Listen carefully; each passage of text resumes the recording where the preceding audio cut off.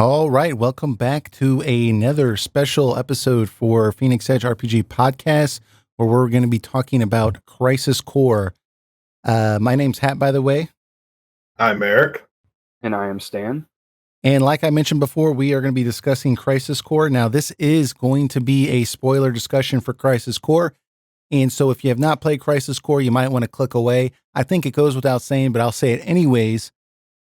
This is also going to be a spoiler discussion for Final Fantasy VII and probably other things associated with Final Fantasy VII. I mean, it's possible we might spoil something from Advent Children or something like that if we feel the conversation's going that way.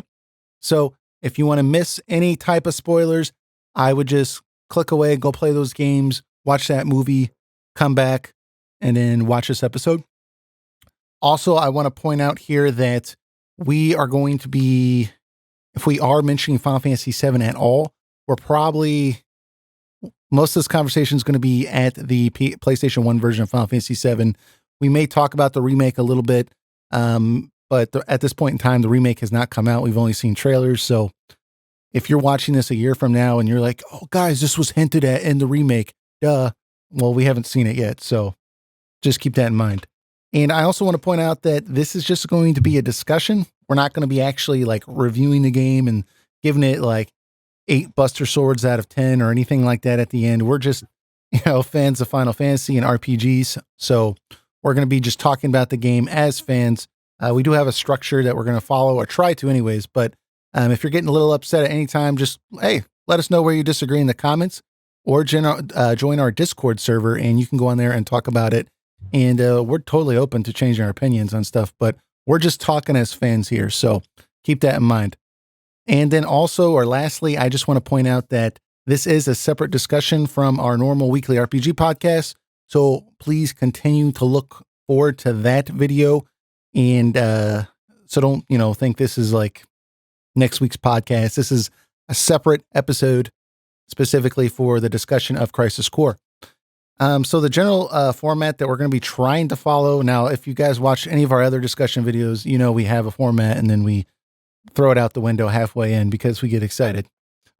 But just to give you guys a kind of an idea of how we're going to do things, we're just going to give general impressions of the game, and then we're going to talk about the story. Then we're going to move into gameplay. We'll talk a little bit about the music, and then we have 4 Discord questions that were submitted to us on our, obviously our Discord server, about Crisis Core. And those questions, I'll go ahead and read them here now so you know what to expect. One of them's from Demosthenes, who says, just how much of Crisis Core's lore would you be comfortable acting as an addendum to the Final Fantasy VII remake? Like if one of the Crisis Core characters shows up and plays a big role where the original game, Final Fantasy VII, didn't have them. And then we also have she tacked on another question. It says, what do you think about the fact that the game's never been ported outside of its original release? Licensing issues, hardware, software, etc. Then we have Valvedrix, who says, what would you prefer for an FF7 prequel to cover? Unless you're satisfied with what this game covered, of course. Probably not. We probably have some suggestions for that, Valvedrix. And then on a scale of 1 to 10, how mad would you be if Square decided to extend the remake trilogy into a quadrilogy, with part 3 being an entire remake of Crisis Core? This came from Decoy Manta. So, got some really good questions there, and should be a pretty good discussion, I believe. So let's just move into general impressions of Crisis Core. Now, I played this game back on the PSP, and then I didn't play it at all since then, and now I just played it on an emulator, and so it was kind of a wake up for certain things that I forgot about. But what did you guys think about this game in general? Eric, you want to start? Well, I was 19 years old when this game came out, and that was back in 2008, I believe. My math is correct. And back then, I really loved the game. Like everything about it, was great for me. And flash forward to today, I really feel like I've grown up because I almost like nothing about it now. Or either that, I'm becoming more cynical in age or something. Yeah. Because I don't know. Just I'll get into details about it in a bit, but There are some redeeming aspects to it. I'm not going to say it's a horrible game. I'm not even going to go as far as say it's a bad game. Right. But I don't think it's a good game. Yeah. Stan, what did you think? Yeah. Pretty similar experience, although I guess when I first played it on PSP, and this game was one of the reasons I ended up getting a PSP. Like back in the day, that this was one of the big games you bought the that system for. I don't have great memories of it, like thinking it was like amazing or like a really good game. I always thought it was like it's all right, like it's somewhere in the middle, right? Right. It's not a terrible game, but it's not a great game. But then replaying it this time, I liked it less, like considerably less. So kind of similar to Eric, but I was kind of always so on the game, and now I Right. went from so to leaning more towards the negative side. Yeah. I think that and we can get into more of this later, but I think that the graphics probably um, like for a portable system, like at the time, was really like Cutting wow. edge. Yeah. Yeah, like we went from the Game Boy Advance essentially to the graphics that are in Crisis Core, right? Which is like it's amazing. It's like It's almost like jumping from SNES straight to PS2, right? Like that kind of leap. Yeah. Like if you think that the Game Boy Advance is pretty close to like SNES level graphics in a lot of its games, and then Crisis Core is not quite at like Final Fantasy X's level or something like that, but it's close. Yeah. In how they depict the characters. So I emulated the game and played it at 1440p, and it looked like a PlayStation 2 game at times. It looked really good. I tell you, it is a game that could be easily HD remastered. Yeah. Yeah, for sure. Yes.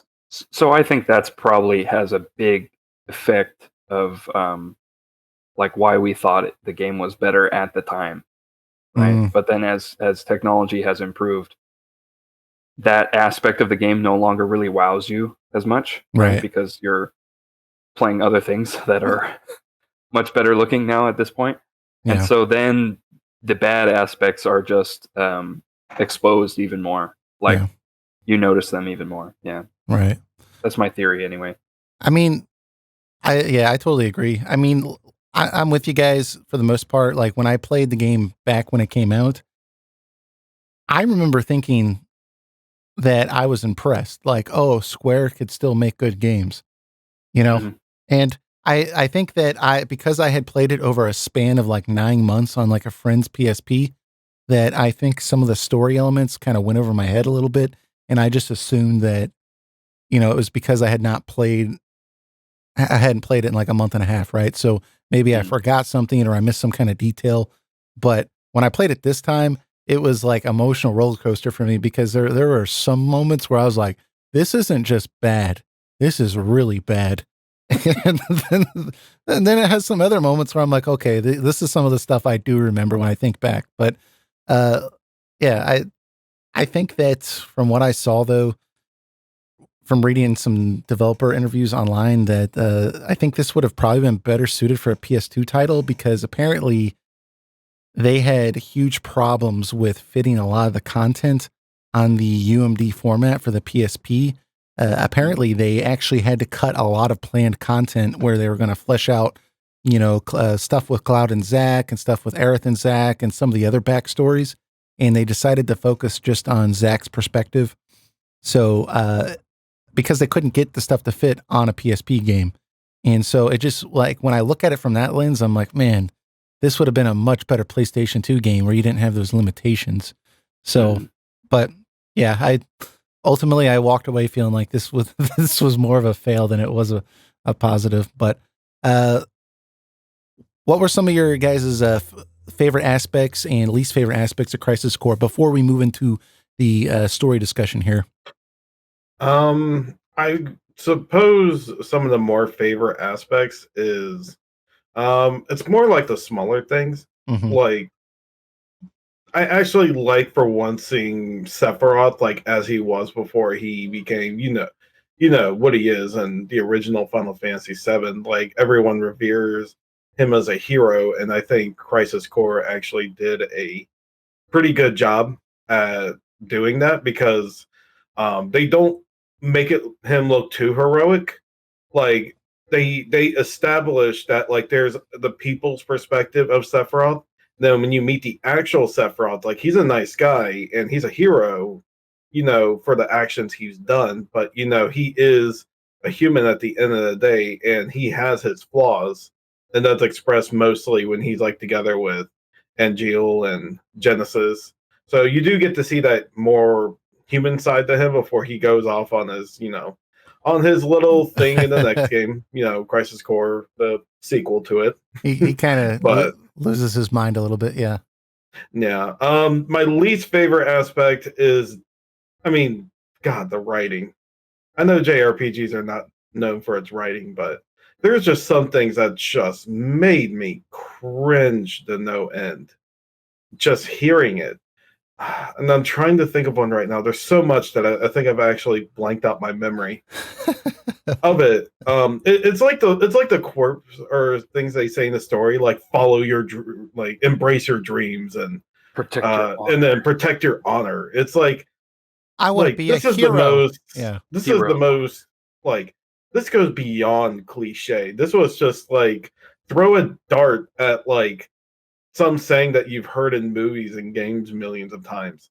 Then it's like, okay, these are the two quotes we're going to have Angeal tell Zack all the time. And like, they don't feel like they have any meaning, or they like get together with the narrative, because he keeps saying like honor and embrace your dreams, but Angeal almost does nothing that has anything to do with that or inspires Zack. And I was just like, would you please stop saying it? Yeah. I've got some problems with Angeal as well that I can get into, but Stan, how'd you feel about some of your favorite and least favorite things with the game? Yeah, so like Eric said, I agree with what he said about Sephiroth. I thought that was pretty good overall. I wish there was a little bit more, right, that we got to see of Sephiroth kind of just interacting with other characters before the big event happens in Final Fantasy VII, Right. The other thing is, I think Zack in general, they did a pretty good job with him too, in that he's just a likable dude, Sure. Like he has like a pretty fun personality. Like it's pretty hard to get the right balance between like a character who's naive and confident at the same time, right? Right. And I think they found that balance pretty well here, because there's a lot of things that Zack is naive about, and he's kind of in over his head, and he's not really understanding the larger picture. But then he's also like never really makes him waver or doubt too much. Like, oh, I can't do this, or oh, I'm not good enough or anything. He's like always like he's a strong dude, so he's always confident in his abilities no matter what is going on around him. Mm-hmm.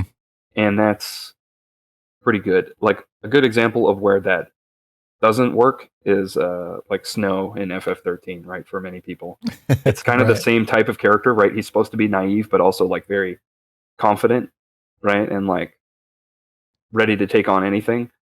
But in that game, he comes off as so naive that it's just like you want to reach through your hands through the screen and shake him, like like he comes off like a crazy person sometimes.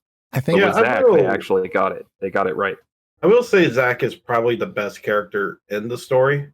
Mm-hmm. And I think that's a good thing, because he's the main character. You should probably like him the most. Right. Yes. So I do agree with that. I think they did a well enough job with him. I think just the environment they put him in is the lackluster part.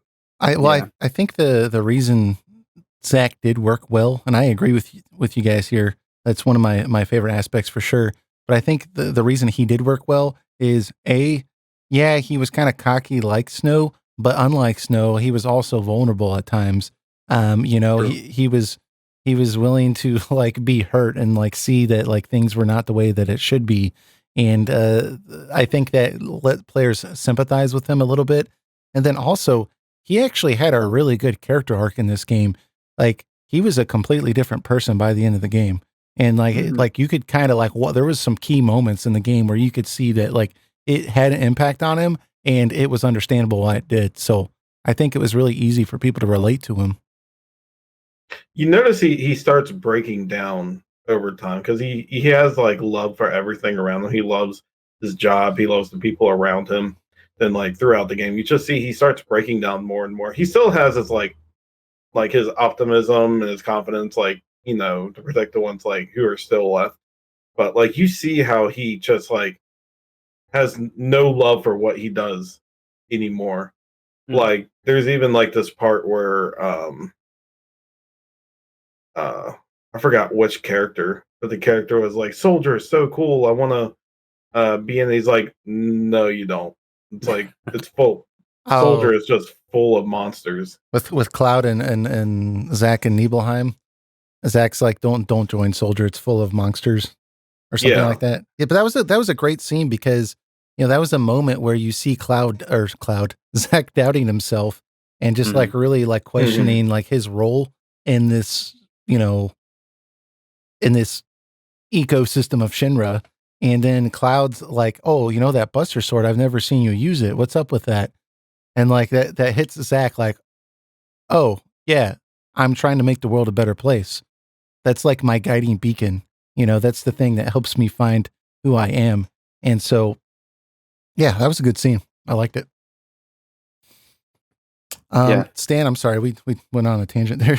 Oh no, it's fine. Yeah, I was just gonna say like the best example of kind of this what I'm talking about with Zack is his scenes that he has with Cloud, and especially like after Cloud is kind of in a comatose state, like Zack is so loyal to Cloud, like the guy can't even move, he can't even walk, right? Yeah. And like he's like, "No, we're partners, like we're buddies, like we're gonna get through this, And he's even talking to him like as if he could respond. You know what I mean? Like, right. Yeah. Yeah, he's just like a really likable person. Yeah, for sure. And the other thing I guess is I already mentioned about the graphics earlier. Like the graphics have especially like if you go with emulation, right? You can make them look close to to PS2 standards like you were saying. So yeah, that's a good aspect of the game also. Cool. I would argue it can go beyond the PS2 standards or how well those emulators are designed today. Yeah, well, that's for sure. Yeah, I mean, for me, for like favorite aspects, we already talked on it. Like Zack's character arc, I thought was really good. The terms of presentation, Stan and Eric just touched on. I mean, like it was amazing. Like there were dirty walls and like outside environments, like clouds that were like moving in the sky.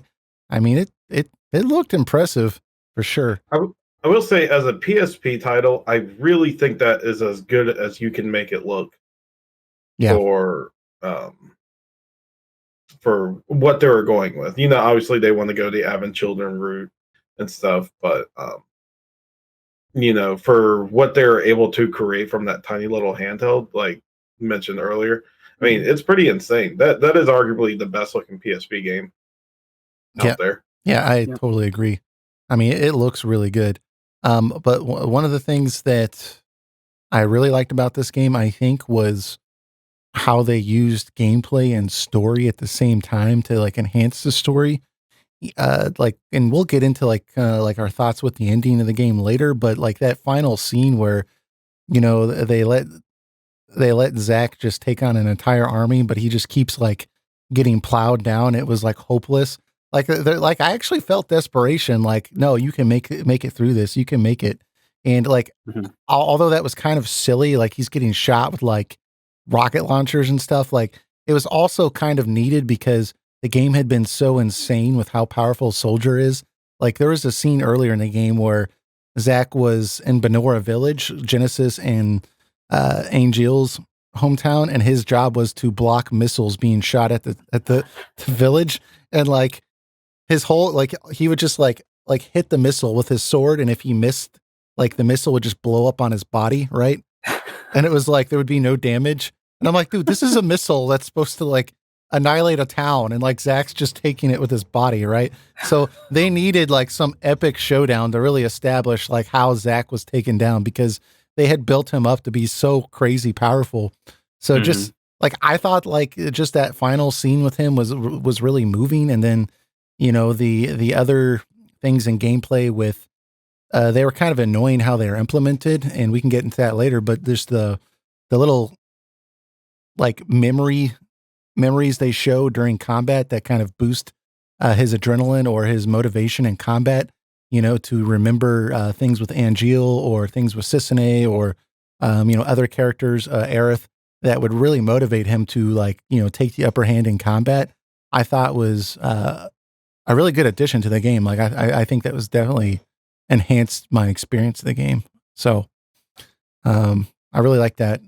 But yeah, least favorite was the constant slot interruptions with the battle system and like the obscene lengths of the cutscenes that were for activating combat mode. Yeah, like I wanted to hang myself after a while. I was just like, dude, this I could beat this guy with like 2 hits. I don't need to call in helicopters. Like, right. And then like Eric already mentioned the clunky storytelling at time. It either lacked setup for the payoff that they were trying to show, or like the ideas that they did show like were okay in context of the game, but like when you try to compare it to Final Fantasy VII, it just doesn't really mesh that well, I found. But Stan, did you give us your least favorites? I'm sorry if we skipped that. No, but we touched on pretty much all of them. Oh, did we? Right. So okay. Was there anything you wanted to add? Yeah. So the writing, the DMW slot machine, right? Yeah. Just not only it's constantly interrupting the flow of combat, but especially when it interrupts the flow of combat to fail, right? Like the enemy was almost dead, and then the slot machine pops up, and then I get 2 of the 3, and I have to watch the third one not land on the one that would do something, and then it just fails. And it's like, great, you just wasted like 5 seconds of my time. And how many times does that happen like throughout the game, where it just pops up, it fails, and you're like, okay, great. You could have just not shown me that. Or it could have been in the corner and not like stop combat. Yeah. Yes. And as a mechanic for leveling up your character and your materia, it's too obtuse, right? There's no, you can't really tell when it's going to happen and like how it's working, or like how many times it will spin guarantees me a level up. You have to go to like a FAQ for that, right? You have to go to like GameFAQs and like learn that info outside of the game, and that's really obnoxious. Yeah. Oh my god. That system. God. Yeah.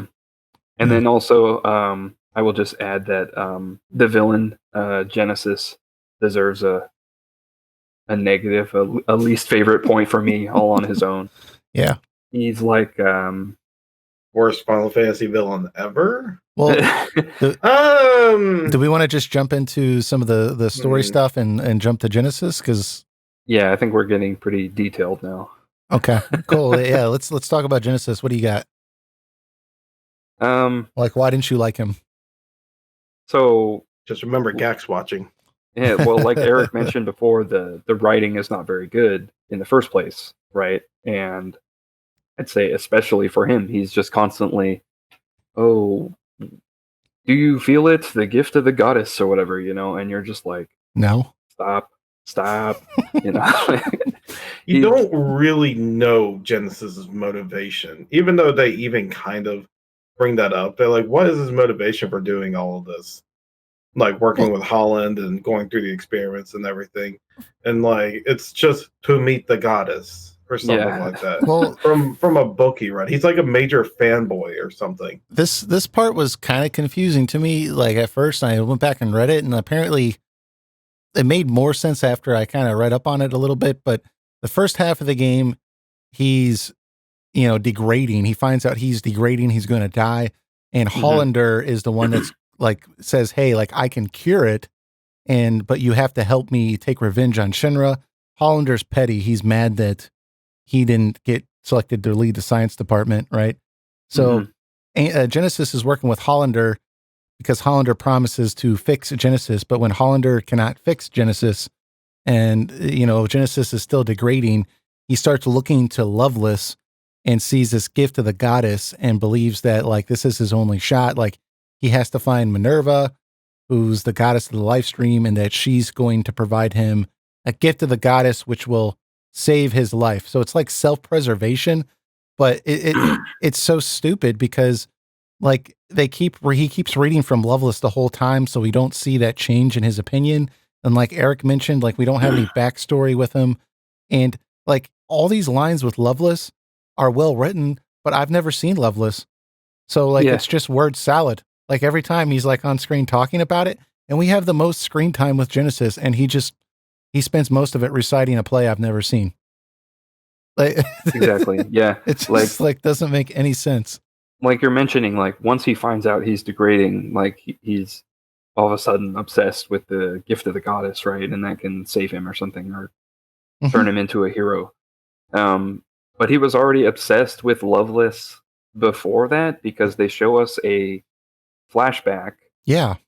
Where they're in training mode, right? They're on the Junon cannon, and it's this really awesome fight scene that they have. And that cutscene starts out, he's got the book in his hand, and he's like quoting Loveless at random, like they're getting ready to do combat training, and he brought his book. Sephiroth, it's like, oh, is that the first verse of Loveless? He's like, yeah, how do you know? He's like, because you've beaten it into my head. Yeah, but like Stan, that's a good point. Like this is one of the few I actually liked how that scene started, because Sephiroth's like smiling when he remembers this scene, or remembers this. Sorry, my mic fell over for a moment. He remembers this scene from back when they were, younger as third class soldier. And he's like, oh, like the seconds were out, training, and we snuck in here. And I was like, oh shoot, we're going to get some backstory with Genesis. And then like the only thing we get is, like you said, Stan, he's still reading Loveless lines and he's still trying to fight everyone. And it's like, like I can feel for Angeal, because, I like actually got to know him, even if he's kind of cheesy, but like, dude, like what the hell, man? Like you couldn't show us like Genesis hitting on a girl or something, or like, or something like else than him just reading this.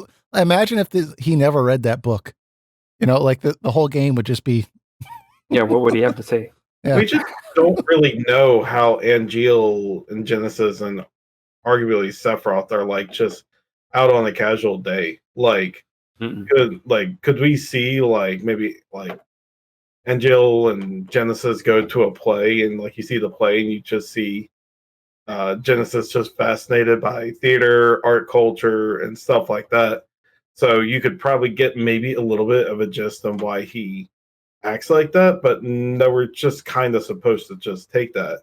And we don't, and even bigger thing is we don't even really know much about Angeal either, besides some of their hometown. Well, small stories. With I think at least with Genesis, like you said, Angeal, we have a little bit, whereas Genesis, we have like basically nothing. There's we should have seen Loveless if they were going to emphasize it so much. But B, even then, like I think if they would have had like some kind of moral or philosophical debate between the characters, like if like Genesis had been quoting a line from Loveless, like, you must sacrifice yourself to save the world or something like that. And then Angeal would respond, but what's the next line? And it was something like, don't be a fool, don't sacrifice for nothing or something. I don't know, some kind of trade-off where like, it's almost like a combat of ideas and you could see two different points of views. I think that would have worked better than, just Genesis talking and no one reacting to what he's saying. it's just silly. Yeah, there was one scene in particular that what I thought was just awful was Zack is charged to protect Hojo, right? Because like Genesis is attacking, of course, that's another issue is, by the way, is that Genesis is far too important to the plot. I think he's like is having an effect in every single chapter. Like him and his army have shown up and they're attacking yet again, which is just seems unrealistic, that he could just get the drop on Shinra once again, Right. It's just like, but come on, dude. yeah, but it was the scene with Zack and Hojo and Angeal and Genesis. Zack is supposed to protect Hojo, and then Genesis breaks into the laboratory, and then Angeal shows up, and they're like standing, like kind of facing off against each other. And Genesis starts quoting Loveless, right? Of course, like he always does. And then Hojo like reacts, and he's like, "Ah, Loveless, Act 2," and then and he's like, for some reason, Hojo read Loveless just so that he would have something to say back in this scene. Even though he then mentions, he's like, "Oh, it's utter drivel. Like, I don't like it." But and then he knows it's and then Act 2. Angeal asks Hojo, he's like, "Well, how does it end?" It's just like they go around in a circle. Real weird, also, because it sounds like everyone is familiar with Loveless in some way, yet it's never mentioned once in FF7, the original. So it feels disconnected. It's a billboard that you see in like the wide opening scene. There's Loveless next to Aerith. I see what Eric's saying. Alleyway. Yeah, and that's the only connection we have to it in 7. And there's a line from Sid. Sid is like a fan of it, or he's like, "Oh, I've always wanted to go to Midgar and see it." But that's it. It's just like a very throwaway line. You could very easily miss it. But what Eric's saying is like everyone's obsessed with Loveless and Crisis Core. So it's like, was this just the rage 5 years ago?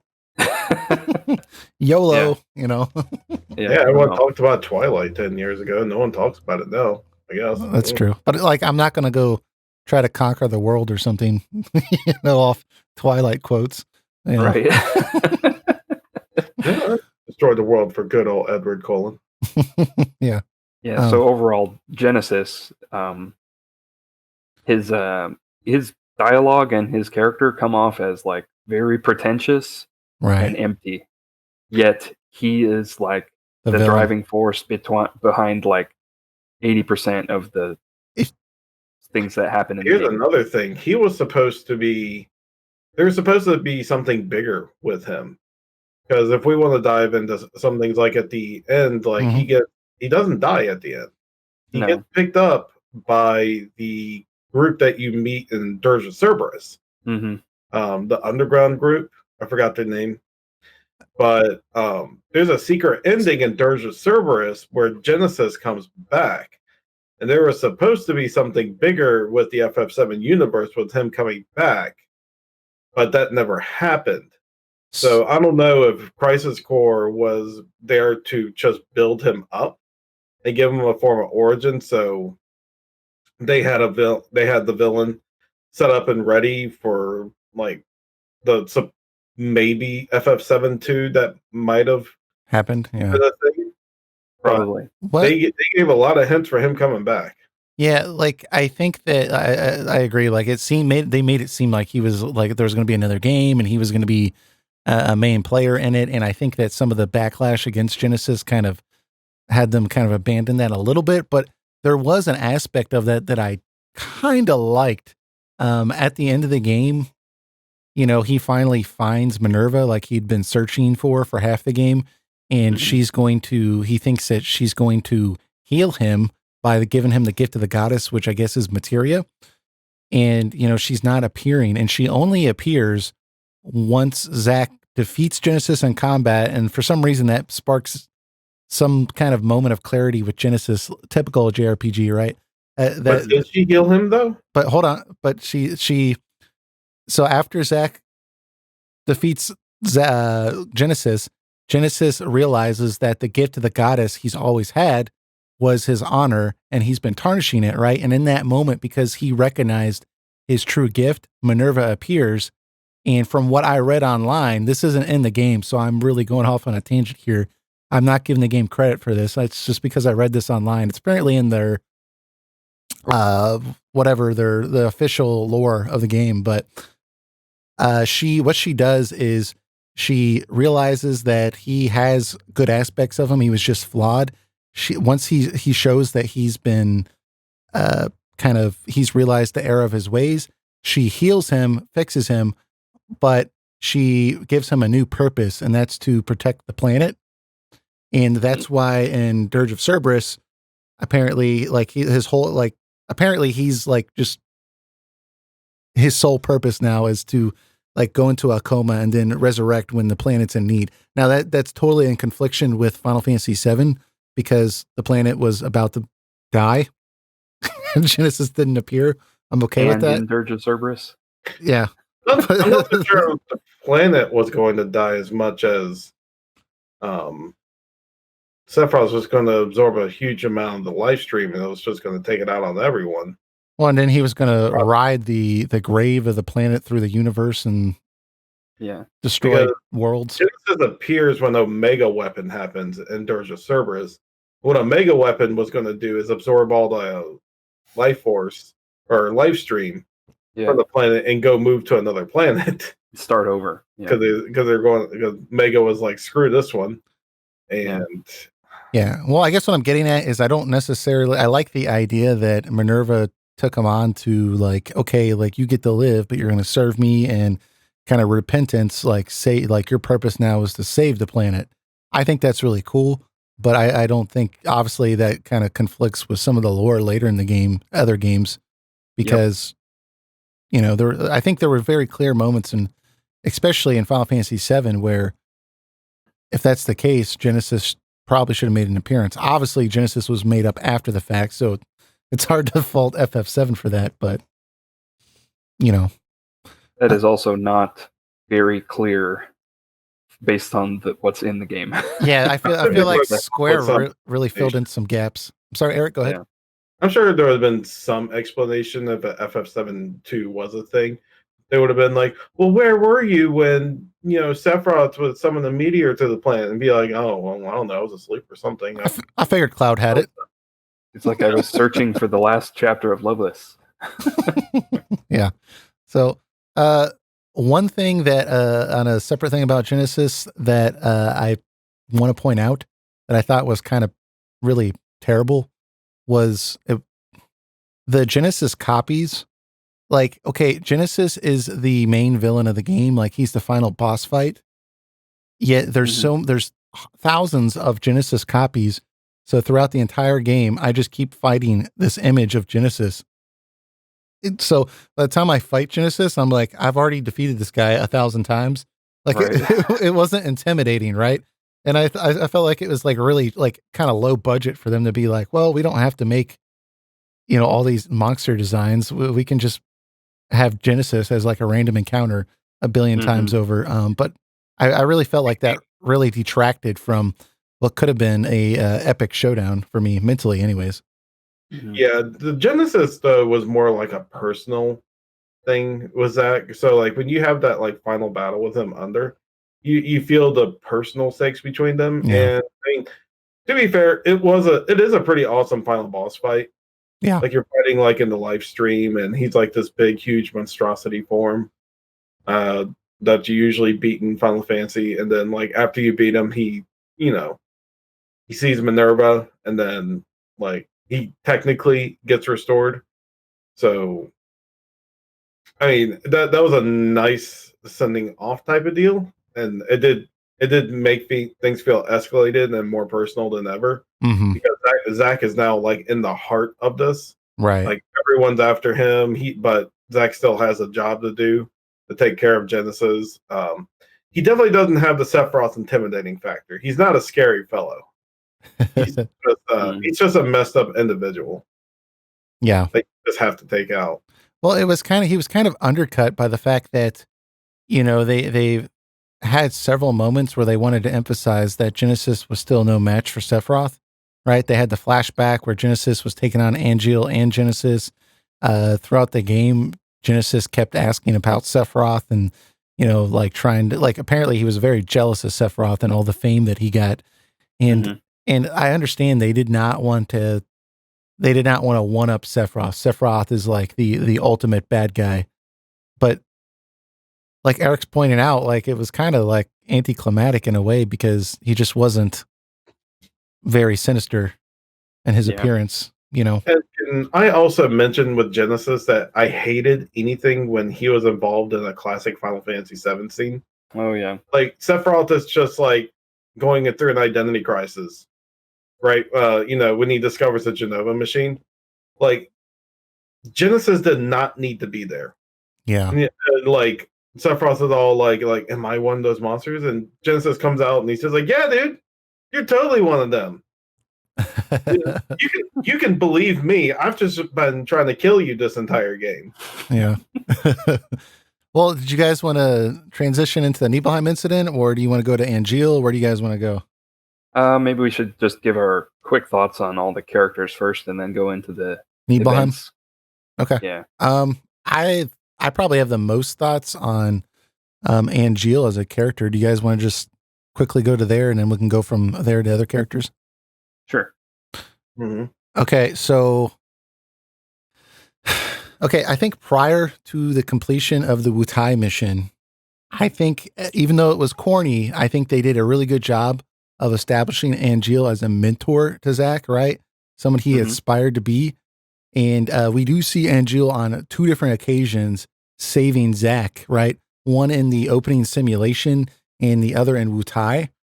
And then there's like all these different mentorship scenes. And, we even have that moment like Eric was mentioning earlier where Angeal's telling about like a backstory of him and the dumb apples and Benora village and the rich man's son. And I really bought that Zack and Angeal, like they cared about each other as colleagues, friends, whatever.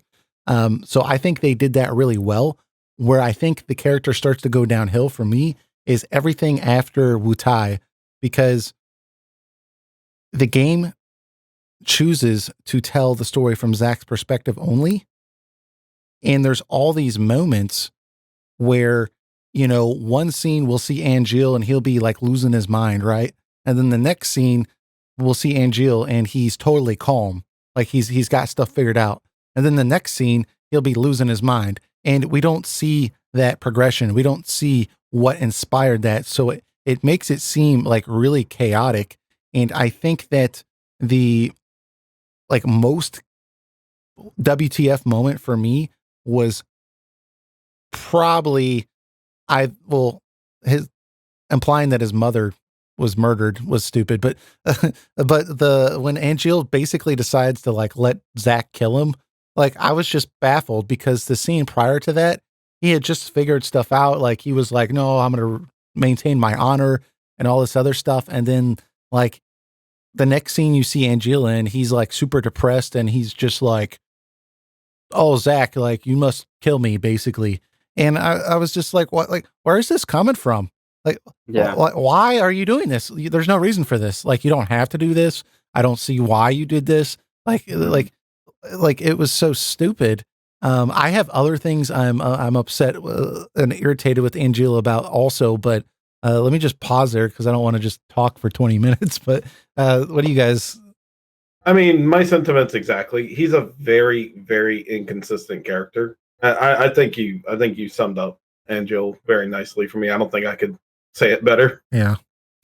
Yeah. His like you said, his the final battle with him, right? His death scene, right, where he kind of turns into a monster, is like, what? Where did this come from? And it's kind of like a trope in a lot of Japanese media, like video games and anime, where it's like you the friends have to fight each other, right, for whatever reason, and in order to save one, you have to fight and kill them or whatever, because their life is going to end or something, or there's some reason behind it.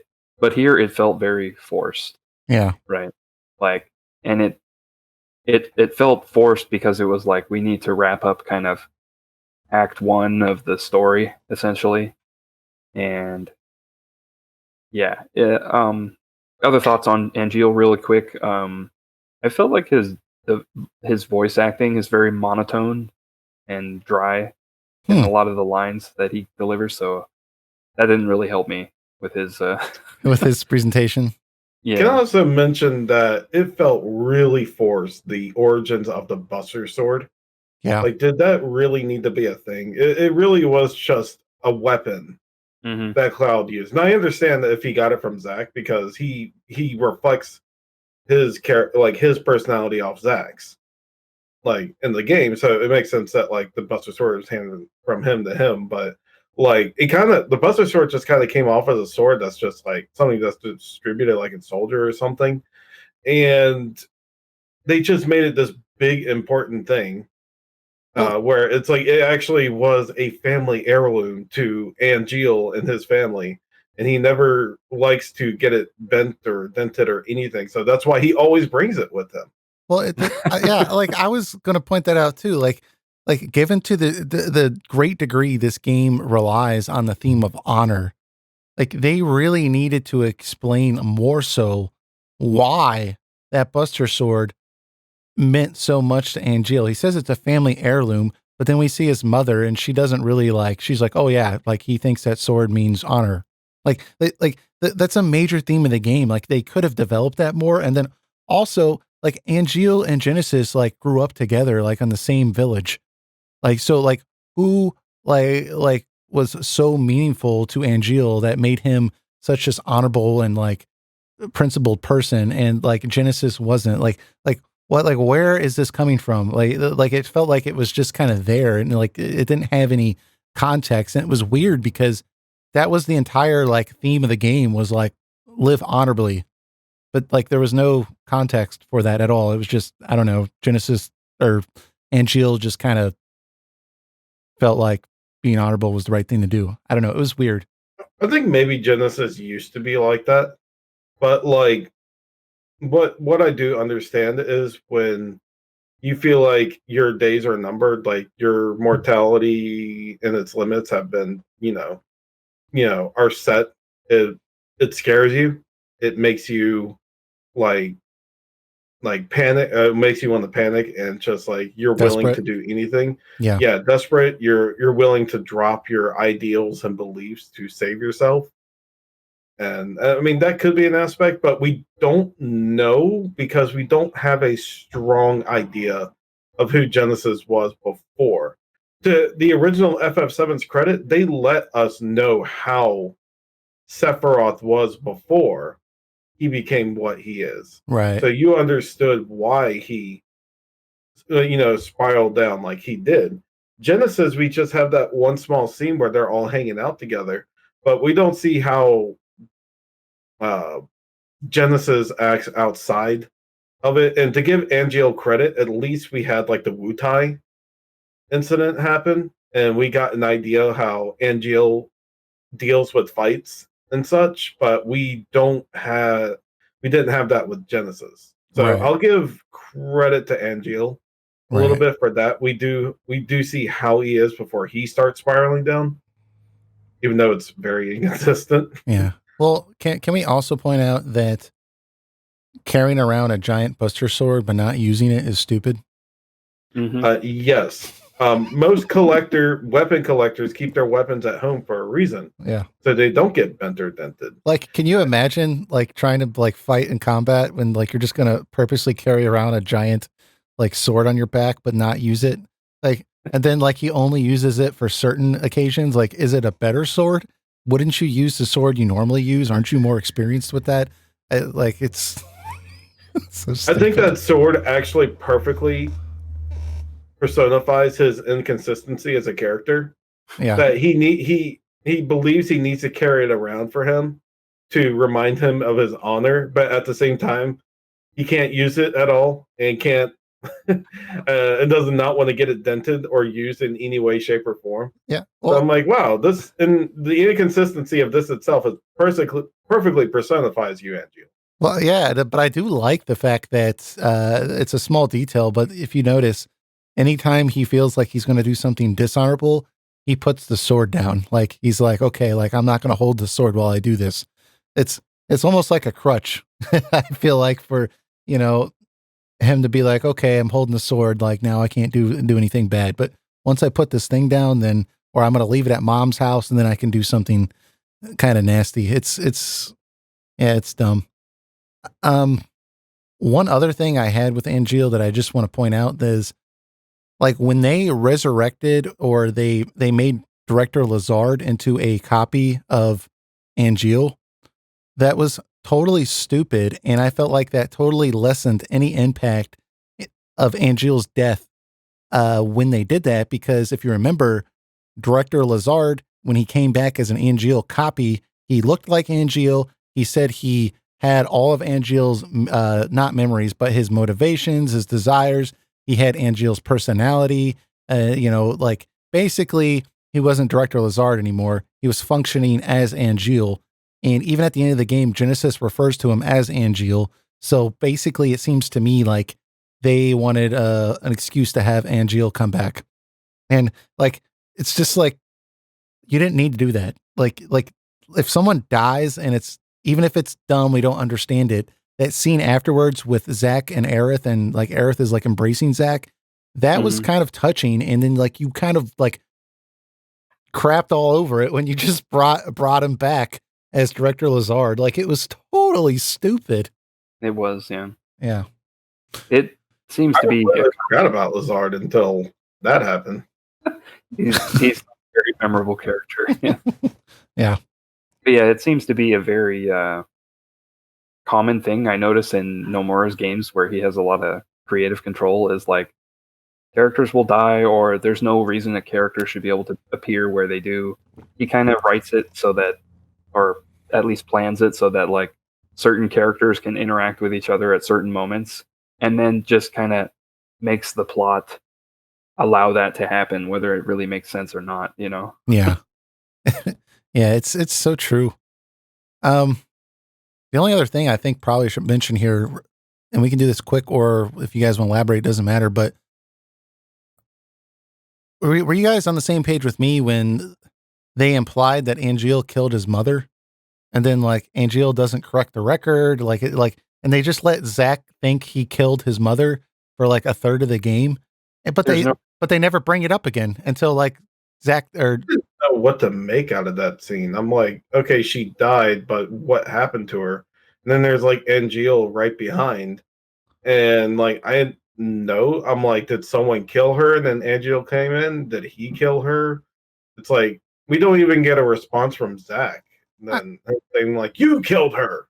Yeah, but like it's a whole not knowing what's going on. I mean, Angeal says the mother could not live or something like that, and neither can the son. Like, to me, it implied that like he was like, to me, I read it as he killed her. And I felt like that's the way Zack interpreted things. And I thought it was really weird that Zack never brought that up ever again. It's just bad writing. It's like withholding information for the sake of drama. Like there's no reason that like Zack is like, what did you do? And then Angeal could just be like, she took her own life. Like there's no reason for him not to just say that. Right? Instead it drags it out, and then you reveal it later like, oh, so she actually, committed suicide. It wasn't Angeal after all. Maybe he's not bad. Like it's just But how many scenes do you have with Angeal after that where like Zack and Angeal are talking and Angeal's still talking about honor and stuff, and like at no time is Zack like, well, like, can we just elephant in the room? You killed your mom. Can we talk about that? And Angeal could have been like, I didn't kill her. She took her own life. Yeah. It's just cheap. It's like withholding information in order to create the drama that they want. And it's if he had actually killed his mom, and they used that as a motivation for Angeal to like be like, what did I do? Like I am a monster or something, that would have been good. But yeah, the fact that like it didn't even happen, and like it was just cheap is a good word. So, did you guys have anything else you want to talk about with Angeal? No, inconsistency is the one word needed to describe him. Okay, yeah, I agree. We kind of touched on Sephiroth. We felt like this game did a good job of humanizing him. Mm-hmm. I thought one of my favorite scenes with Sephiroth, I think, is when Zack is talking to Sephiroth on the phone, and they're in Midgar, and Sephiroth says, our mission is to locate Angeal and Genesis, and Zack screams, and what? what are we going to do, Sephiroth? Are we supposed to kill them? And then it pauses and Sephiroth says, no. Fail. Yeah, we'll fail. We'll fail the mission. And I was just like, oh, Sephiroth's disobeying Shinra. Like, and I felt like that really humanized him. Like, he was like, yeah, I'm not going to kill him. I can't do it. And like Sephiroth is like, what are they going to do? Fire me? like, yeah. And like Sephiroth just gets to choose which missions he takes. Like, he's just like, yeah, I don't want that one. Sorry. I'm not doing it. Like, I don't know.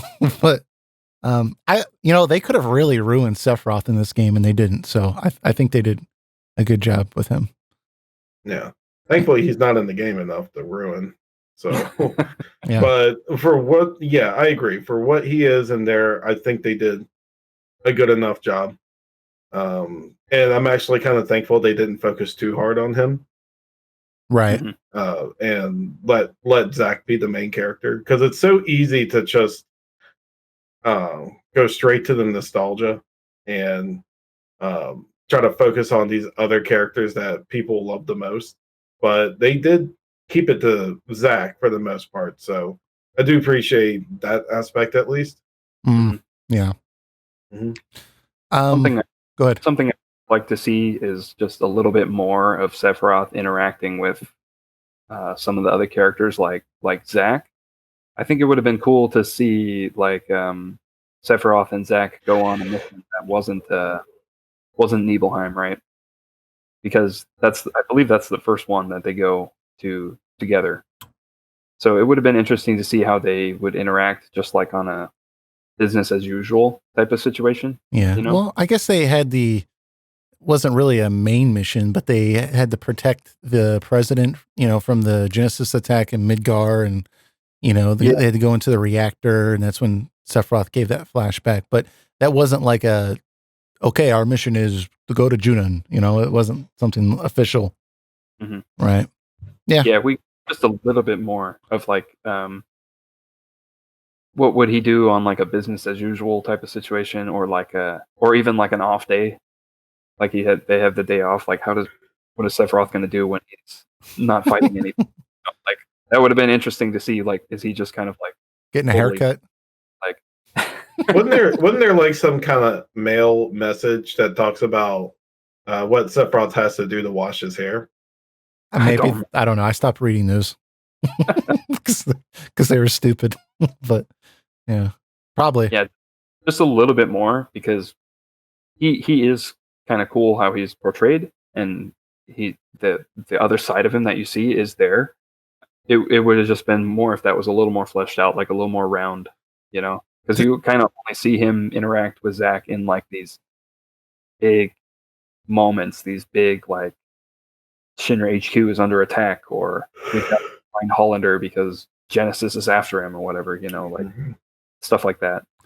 Yeah, to tack on to that, I would have liked if they had more scenes between Sephiroth and Cloud a little bit, because, and this is kind of going into more like the portrayal of Cloud, I guess, kind of seeing how, because I didn't really like all the way they portrayed Cloud in this game compared to what we see in Final Fantasy VII. And one of those things is just in Final Fantasy VII on PlayStation 1, there's a lot of scenes where Cloud's talking about, as a kid, reading about Sephiroth in the newspaper. Like, he feels that if he could just be like Sephiroth, Tifa will notice him. She's the reason, or he's the reason why he joined and tried to become part of Soldier.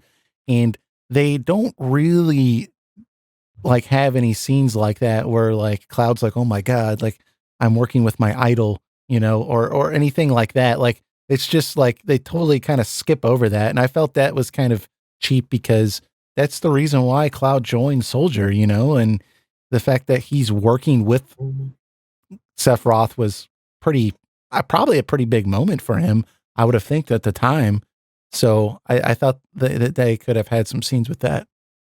I don't know about that. Sephiroth never thought big of like foot soldiers, and on top of that, I think it becomes more surprising to him when we get to that scene where Cloud stabs him with the sword, or Right. like then he stabs him back. Sephiroth is flabbergasted that just a normal foot soldier defeated him. Yeah. Well, I don't mean like I wanted to see Cloud and Sephiroth go out for sushi, right? But I just mean like some kind of uh some additional scenes expanding on the fact that Cloud idolized Sephiroth, You should and have had. yeah, and just like, oh, there he is, and seeing Sephiroth walk by or something, or something There- like that. Not like Sephiroth and Cloud are bunkmates or something like that. No, I agree. And the way they could have done that is just have some more scenes with Zack and Cloud being like, so what's it like to work with Sephiroth? Like, is he Right. really a everybody says? Like, did he really win the Wutai War basically all by himself? Like, kind of obsessive, like you're saying, like really just wanting to know everything he can. Like, where did he learn to use that sword? Like, what is it like to fight against him when you do training? Stuff like that. And you could kind of get the same idea that you're talking about without him having to interact with Sephiroth directly, because, like Eric is saying, that wouldn't make sense. He shouldn't even be concerned like what the foot soldiers think of him. Yeah, because Zack didn't even really meet Sephiroth until he almost became first class. Yeah. Mm-hmm. So, yeah, I agree with that.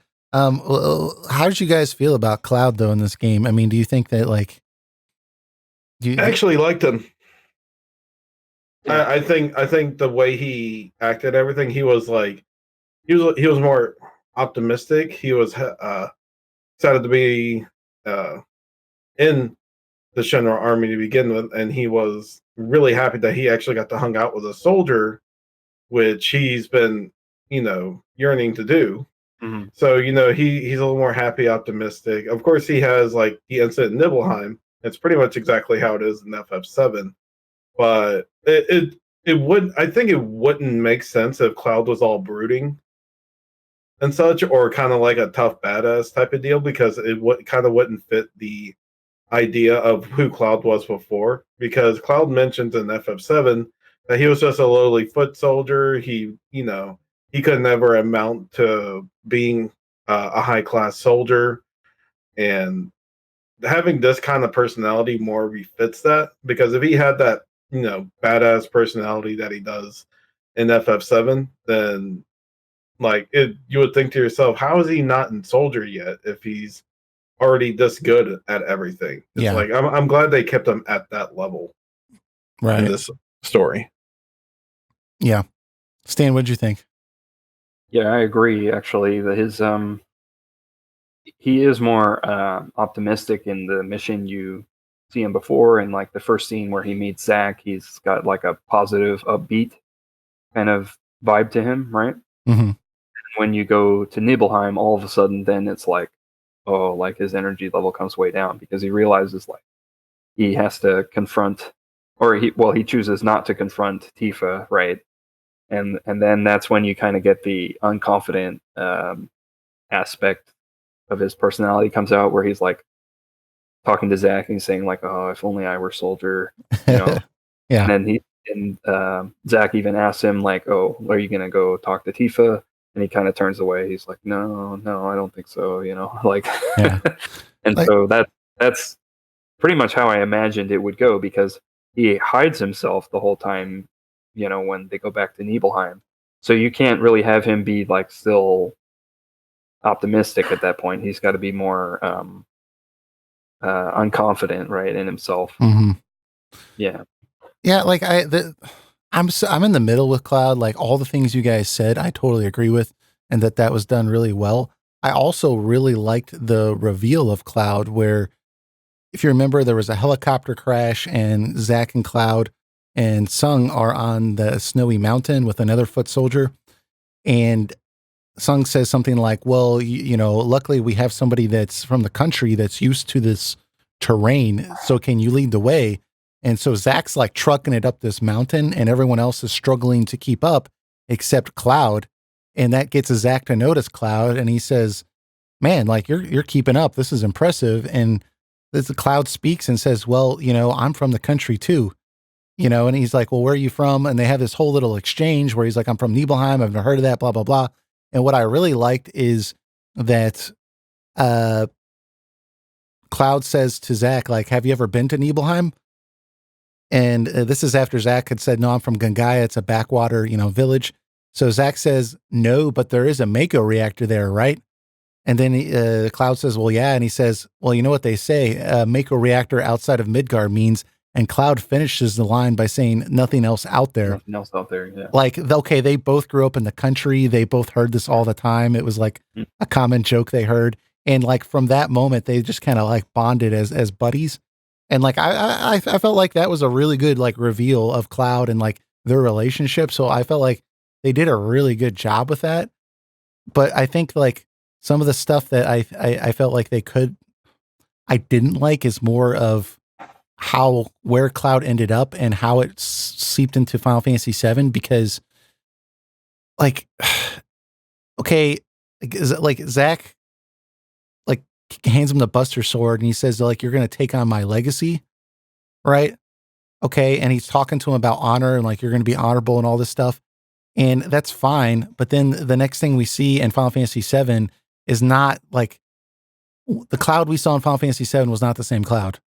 Because, okay, you're going to take on Zack's legacy of honor by becoming a mercenary, being hired to join a terrorist organization, and then bombing a reactor.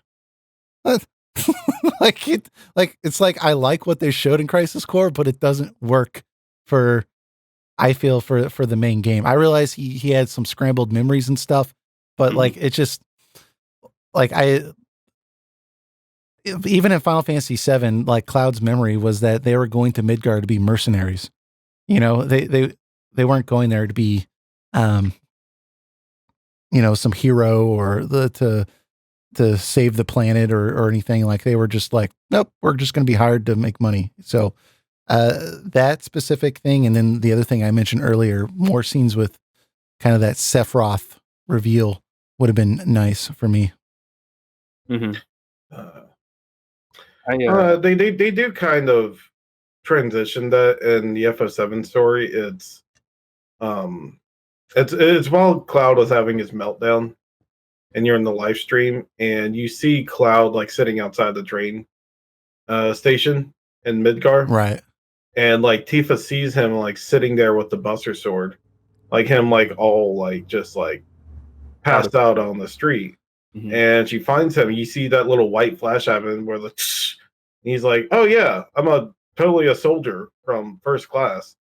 And luckily, the Mako was there to enhance his abilities to make him believe that. But he heard all those stories from Zack while on the truck ride and everything, while in this like semi-comatose state. But if they knew that moment was going to exist, like the opening mission was going to be Cloud joining a terrorist organization, why would you make the entire theme of the game before it about being honorable, and then like the climax of the game being that Cloud was going to take on Zack's legacy of honor?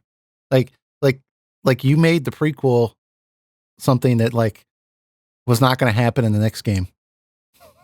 Like I don't know. It's just I realize we can theory craft our way out of it and like be like, well, there's he was tortured and everything like that. So I get we can make it work, but it's not a clean fit. Like I would have rather had a clean fit personally. So I don't know. Like it just didn't work for me. The whole honor thing is just a wasted theme. Yeah. Overall, it's dumb. And it's just kind of there, and like, yeah, it doesn't. The characters never really latch on to anything specific, like as like this is my honor. Mostly, for the most part, it's just like, well, what I consider honorable is just basically like protecting people. Yeah. Yeah, it's like they don't really dive into that theme because there's not many conflicts or moments for Zack where he tells himself, okay, what would be the honorable thing to do, as opposed to what I actually want to do. Like say, like he wanted to kill someone. Like say he wanted to kill Genesis. There's no conflict in his head that's like he really has to die, but honor won't let me do it. And then maybe like hesitantly like just drops his sword, says I'm not going to kill him. That's not the honorable thing to do. It's like No, we don't jump into his theme like that. Just Zach's already got the point. He's got it. He's not going to kill Genesis. He doesn't even think twice about it. Yeah.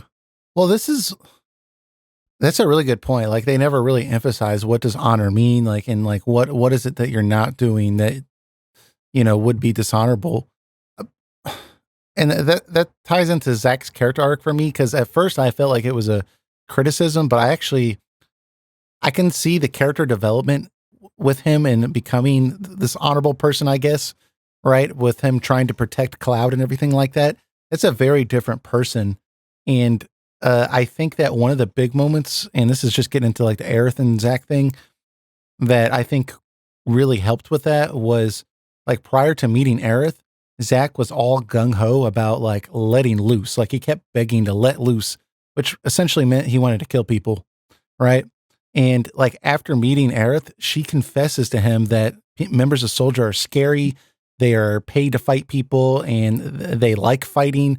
And she doesn't know Zach's in Soldier, but like this describes Zach. Like he's begging at the beginning of the Wu Tai mission to be able to let loose, right? And so like Zach just has a moment of like, oh, this is ordinary people. I've been living in Soldier.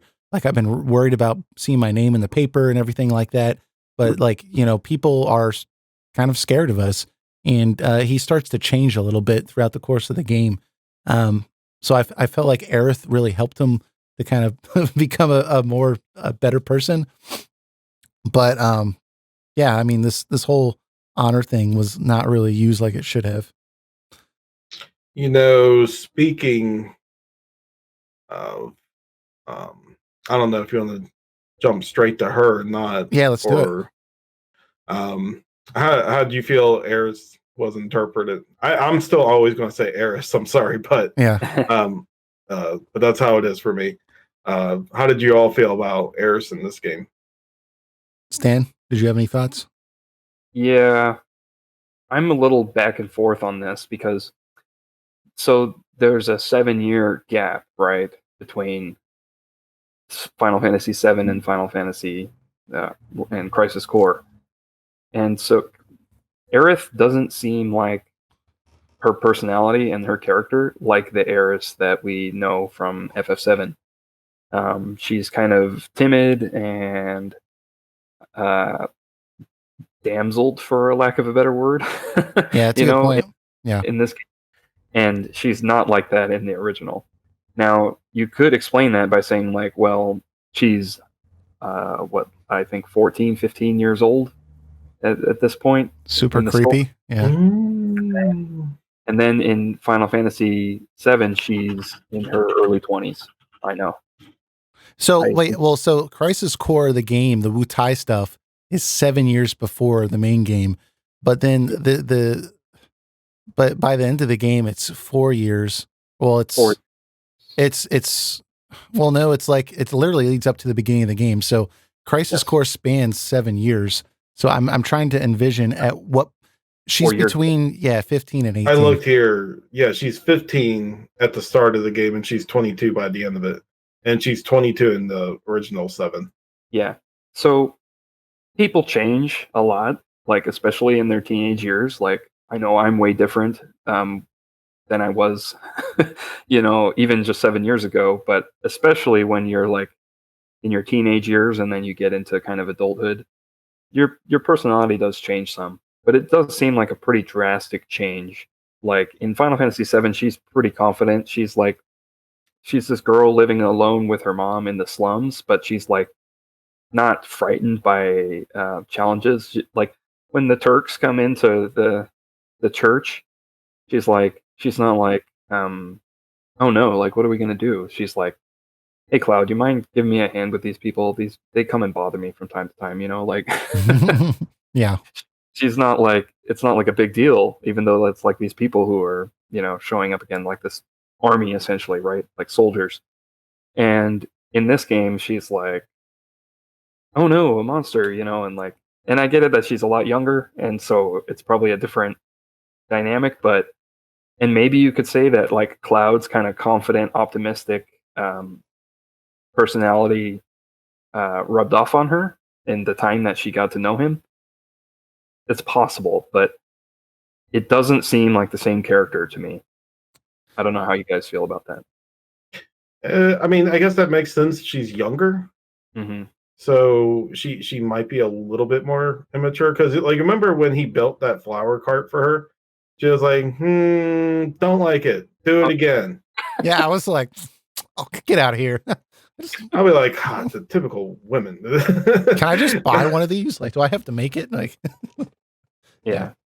But yeah, she does have that younger aspect to her, but I still felt like it made that this would be a younger version of her, because she said, like you said, she's 7 years older than she's depicted in this game, and like 7 years, you can mature a lot in that time. Mm-hmm. So I think she was fine for that alone. yeah, I At agree. least they didn't do the "I'm the holy mother" type thing that they've done with her with everything after 7. So you Right. know, it's nice to actually just see her be her again. Right, Mhm. and not some spiritual thing. Yeah, yeah. It was kind of interesting to see her as a normal person, I guess. But uh, I think that her as a character, like she did have some good moments. Like I thought it was kind of corny, but kind of telling when she was telling Zack that because she's lived under a plate her entire life, that the sky frightens her. She's afraid it'll suck her up. Like Mm. that was kind of stupid, but it was kind of like depressing too. That these people have been living under this plate their entire life. That like Mm. just seeing the sky and it's open is something that they're not used to. I thought that was kind of interesting, but I was really hoping that they were going to spend more time with her and Zack because, like, at least Cloud got to see her house. Like, Right. like the game, we only see Aerith like 3 times, and then she calls, and we're supposed to believe that they had this deep relationship, and that she writes 80 letters to him over a period of 4 years while she's just waiting. Right. And it's just like, dude, Cloud spent a night at her house. Right? Like, kind of like he left in the middle of the night. He took her to a theme park. They had a date under the fireworks. I mean, like to me, if they're talking about content that was cut from the PSP version, it seems like this was a place because, like, like I was sad at the end of the game when, like, or near the end of the game when, like, it seemed like Zack had, or for Aerith when she had gone 4 years without hearing from Zack. Like for some reason, I still kind of bought it. But like there was no reason for us to actually believe that they had like any kind of meaningful relationship. The only scene that we really had was uh like the scene where Zach's crying and she like embraces him because of Angeal dying, which I thought was a good moment, but I was going to that say that was a very good scene. yeah. And partially because it goes against what like the game always likes to do, which is like throw tons of dialogue at you. But it's just like this scene, like Zack is depressed 'Cause over he killed Angeal, yeah. or died, and he had to kill him, and like Eris is like trying to cheer him up, but then she realizes like there's nothing she can really say, nothing's working, so she just kind of comes over and hugs him, and it's like, Oh, cheer up! He was an asshole. No, but that's like kind of He had to die. he did, like there's nothing that she could say, right, to him Right. to make it better. It's just like sometimes you have to do that for people. You just kind of have to be there for him, and that's what she realized, and with very little dialogue, he's just kind of off on his own, and she comes over to him and embraces him. It's like, yeah, that's perfect. Yeah. But go on. I mean, yeah, it's just I didn't mind what we had there. I was hoping that they were going to flesh some more of that out and really get to know Aerith a little bit more before, everything we know in the game, the Final Fantasy VII, the main game. But what we had wasn't bad. I just felt like there could have been a lot more there for us to delve into. But I think Eric brought up a good point that, it is kind of cool that we get to see her just interact with townspeople and not, they didn't focus so much on the ancient stuff and, the fact that she can speak to the planet and, Yeah. all that spiritual mumbo jumbo. This is just a ordinary girl. So that was kind of cool to see her then, but I really wanted to see more, I guess is my thing. Yeah, they also should have had something implied, like even just like a quick line of dialogue, like implying that like Zack comes down there like every day after work or something, or most days, like, or every off day he spends with her or something, and then that would make the relationship feel more, even though you don't see it, right? Even though you don't see the scenes, but they don't even have that. We don't even know like how often he Yeah, it's like, time with her, and so. she does call. We see scenes where she calls him on his cell phone, but every time she calls, he's always like, "Yeah, now's not a good time." Yeah. So when we see later, and she's like, "I've written you 80 times. I hope this last letter finally gets to you. It's been 4 years of me waiting." I'm like, Mhm. BS. Yeah. Like, this He guy gets made the- this guy made you a flower wagon, and like you called him a couple times and he didn't like talk to you. Like, you're not waiting around for this guy. Especially at that age, like people move on, Yeah. like Like she yeah. goes through the 5 stages of grief in her letters. Yeah. By like the 40th letter, it's like it's just in big words. Where the are you? I Yeah. will kill a small animal if you do not reply back. Yeah. Like I picture her with a rabbit and her and a knife. Yeah. I mean, It's like, better respond back. I did like that, like, she still wears the ribbon in her hair as a reminder of Zack, right? I thought that was kind of cool. And I did like the moment at the end where, she noticed the planet. I think it's implied that the planet tells her that Zack died, and she's like looking up at the sky and it's like raining and stuff. And it's kind of a touching moment, but like there's absolutely no support for that moment at all. So it's kind of like, oh, it's there. Did y'all find it strange? I like the Turks in this game, but like it was weird. Like Tseng in particular, I really liked him in this game, but he was not like that in Final Fantasy VII. He was a nicer guy, but he wasn't that nice. He was not delivering 80 letters. Like this guy like captured Aerith and was gonna let Hojo like experiment on her. And he also like helped with like the destruction of the plate, which killed thousands of people. But Yeah. they made him seem like he was like a really good guy in this game. And he was a likable person in Final Fantasy VII, but he wasn't a good guy. I don't see him delivering letters or trying to like locate Zack or something. It was kind of out of character, I felt like. The Turks are pretty inconsistent, even in the original Yeah. game, Fantasy VII, I feel. Whereas in the the Midgar section, like you said, they drop the plate. They're like trying to capture Eris, and they're just villains, right? They're just straight up villains. There's like not any redeeming aspects to them shown. But then after you leave Midgar, they're kind of slotted more into like almost like a comedy relief role, right? Where you fight them, and I think like Reno says, like even when we retreat, we are victorious somehow, like and Yeah. stuff like that. And they're And then always like snapping at the same time and stuff. Like, yeah.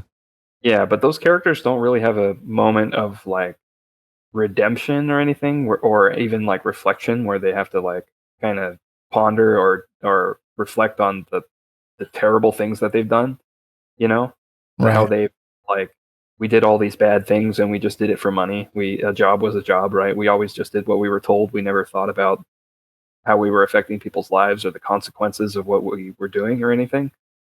That doesn't happen even in the original game.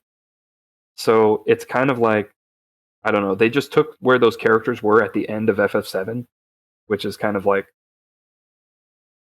I don't know, comedy relief slash good natured people at heart, and just ran with it in the compilation material, even though that's not at all how they're introduced in the original game. Yeah. I I guess, just go ahead. I guess one of the redeeming things is that they didn't really use most of them. Reno and Rude have very small cameo appearances, Yeah. and the main focus is Cissinei, and I don't know how to pronounce that right. Cissinei, something like Cissinei, that, yeah. and Tseng. And I do agree about Tseng. He's more inexperienced for sure. I guess since it's like 7 years in the past, but it is strange that he's looked at more like a villain in FF7 than someone who just comes and talks to Aerith time because he comes off as someone who's like, it's my job to watch her, but I actually do care about her, and that's not expressed very well in that's not expressed in the original FF7 game. Zach it's kind of conflicting. Yeah, Zach literally tells him before he leaves Midgar, like, I don't know if it's Tseng or Sung, but he says, like, Sung, like, look after Aerith, like, you're the only person I can trust. And then, like, they have this whole sequence with, like, Sung's been trying to find Zach, and he's been trying to deliver these letters, and, like, I'm just thinking of, like, the moment, like, Sung returns to, like, take Aerith away to Shinra for her to be experimented on. Like, I'm like, does Zach know you're going to do this? Because I think he would have been upset. Yeah. So yeah, exactly. It is consistent. Yeah, I did like Cissinei a lot though. Like, she only had a handful of scenes, but when she did have a scene, like, I felt like she like really added a lot. If you notice, her first scene with Zach, Zach's still having a hard time dealing with Angeal's betrayal or whatever with seeing these, and he sees these feathers that remind him of that. And Cissinei says something, or like Zach says something like, angels are monsters or something like that. And she says, I always wanted to have wings like an angel. And he says, oh, these are monsters. And she said, no, angels are people that represent freedom, the people that have none, or something like that. And then later, Zach repeats that same line to Angeal. And that's the line that like clicks with Angeal. And he's like, oh, like, I can still maintain my honor. So like, and she has a couple of great scenes between that and Gangaya, where she's like looking after Zach's family and she's like constantly letting them go. There's kind of a rumor online of people that believe that maybe there was supposed to be an implied relationship between Cissinei and Zach. So there absolutely was. Yeah, I got that as well. Yeah. So because go ahead. When Tseng tasks her with going to find him at the very end of the game, like before the military does, right? They're trying to find him, so that Tseng can give him the letters or whatever. He's like, "Go, Cissinei, find him, and bring him back alive." And she's like, "Oh, of course. I haven't even told him my real name," which is like, yeah. Well, and there's that other scene with her on the beach where she's like kind of jealous. Like, what are you gonna do? Call Aerith? Like, yeah. I was like, oh, she's getting jealous, dude. She's like, she's got the thing for Zach, but like it's implied too in Gangaya when he comes back there. First off, I love that she's just the intelligent one in the room, because like he shows back up at his hometown while he's trying to escape, and she's like, "You're an idiot. Like, you don't think we'd be here?" Like, but she's like, "Yeah, your family already accepted me as, one of their own, because she didn't have a family." So I know people have kind of speculated that moment in Final Fantasy VII, when you return to the village and they mention a girl that was in Zack's life, people have speculated that they were talking about Cissinei. Now, I don't think that obviously that was a thing, because in Final Fantasy VII, they literally say Aerith's name, I think. So clearly they were talking about Aerith, but I think Crisis Core, they intended to kind of retcon that scene and insert Cissinei in there, because, dude, I felt like there's a lot more chemistry between Cissinei and Zack than Aerith and Zack, to be honest. But anyways, yeah, I'm kind of disappointed that like we never see Cissinei again. Kind of weird. She has another really good scene before that where they've just recently escaped from Nibelheim.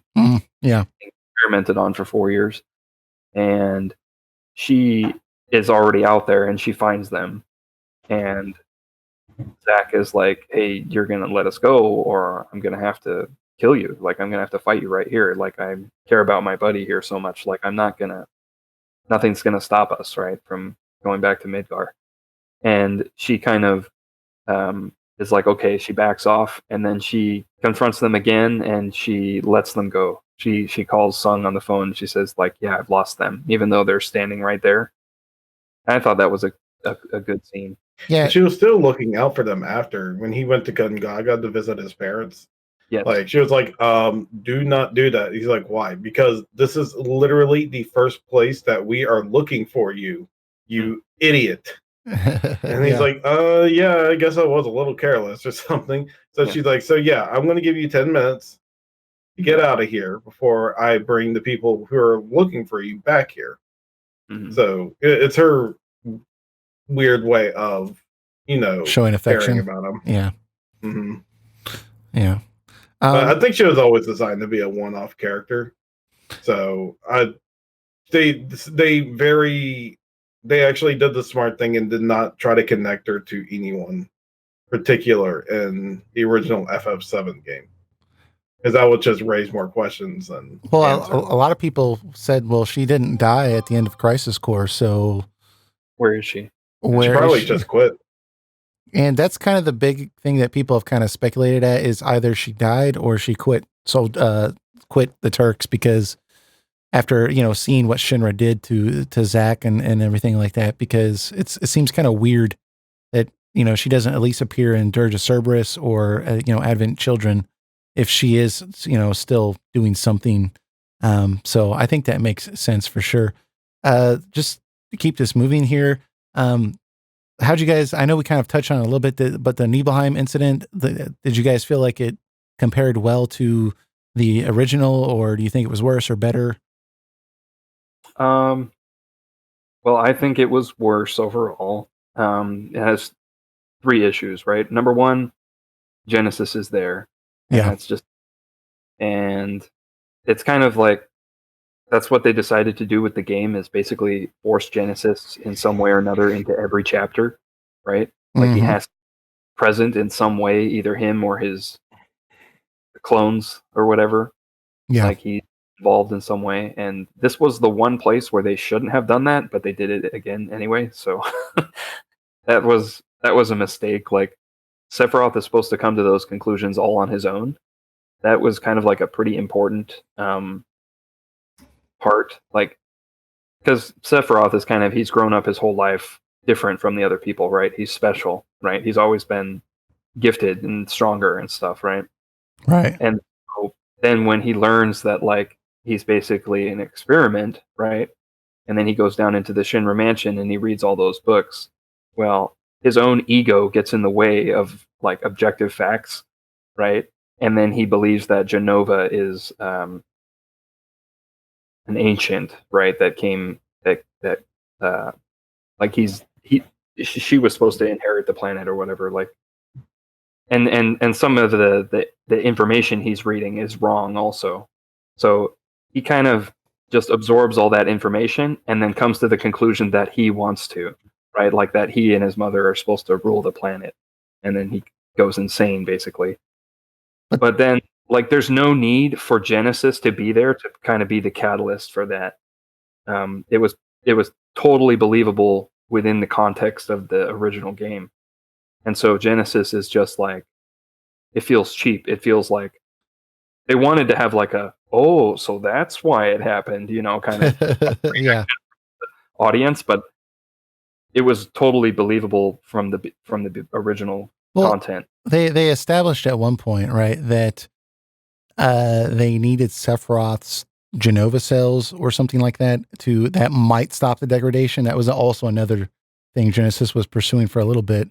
So I think, so it kind of like made a little sense, I guess, for Genesis to show up at some point, because like this is the moment where Sephiroth is leaving Shinra.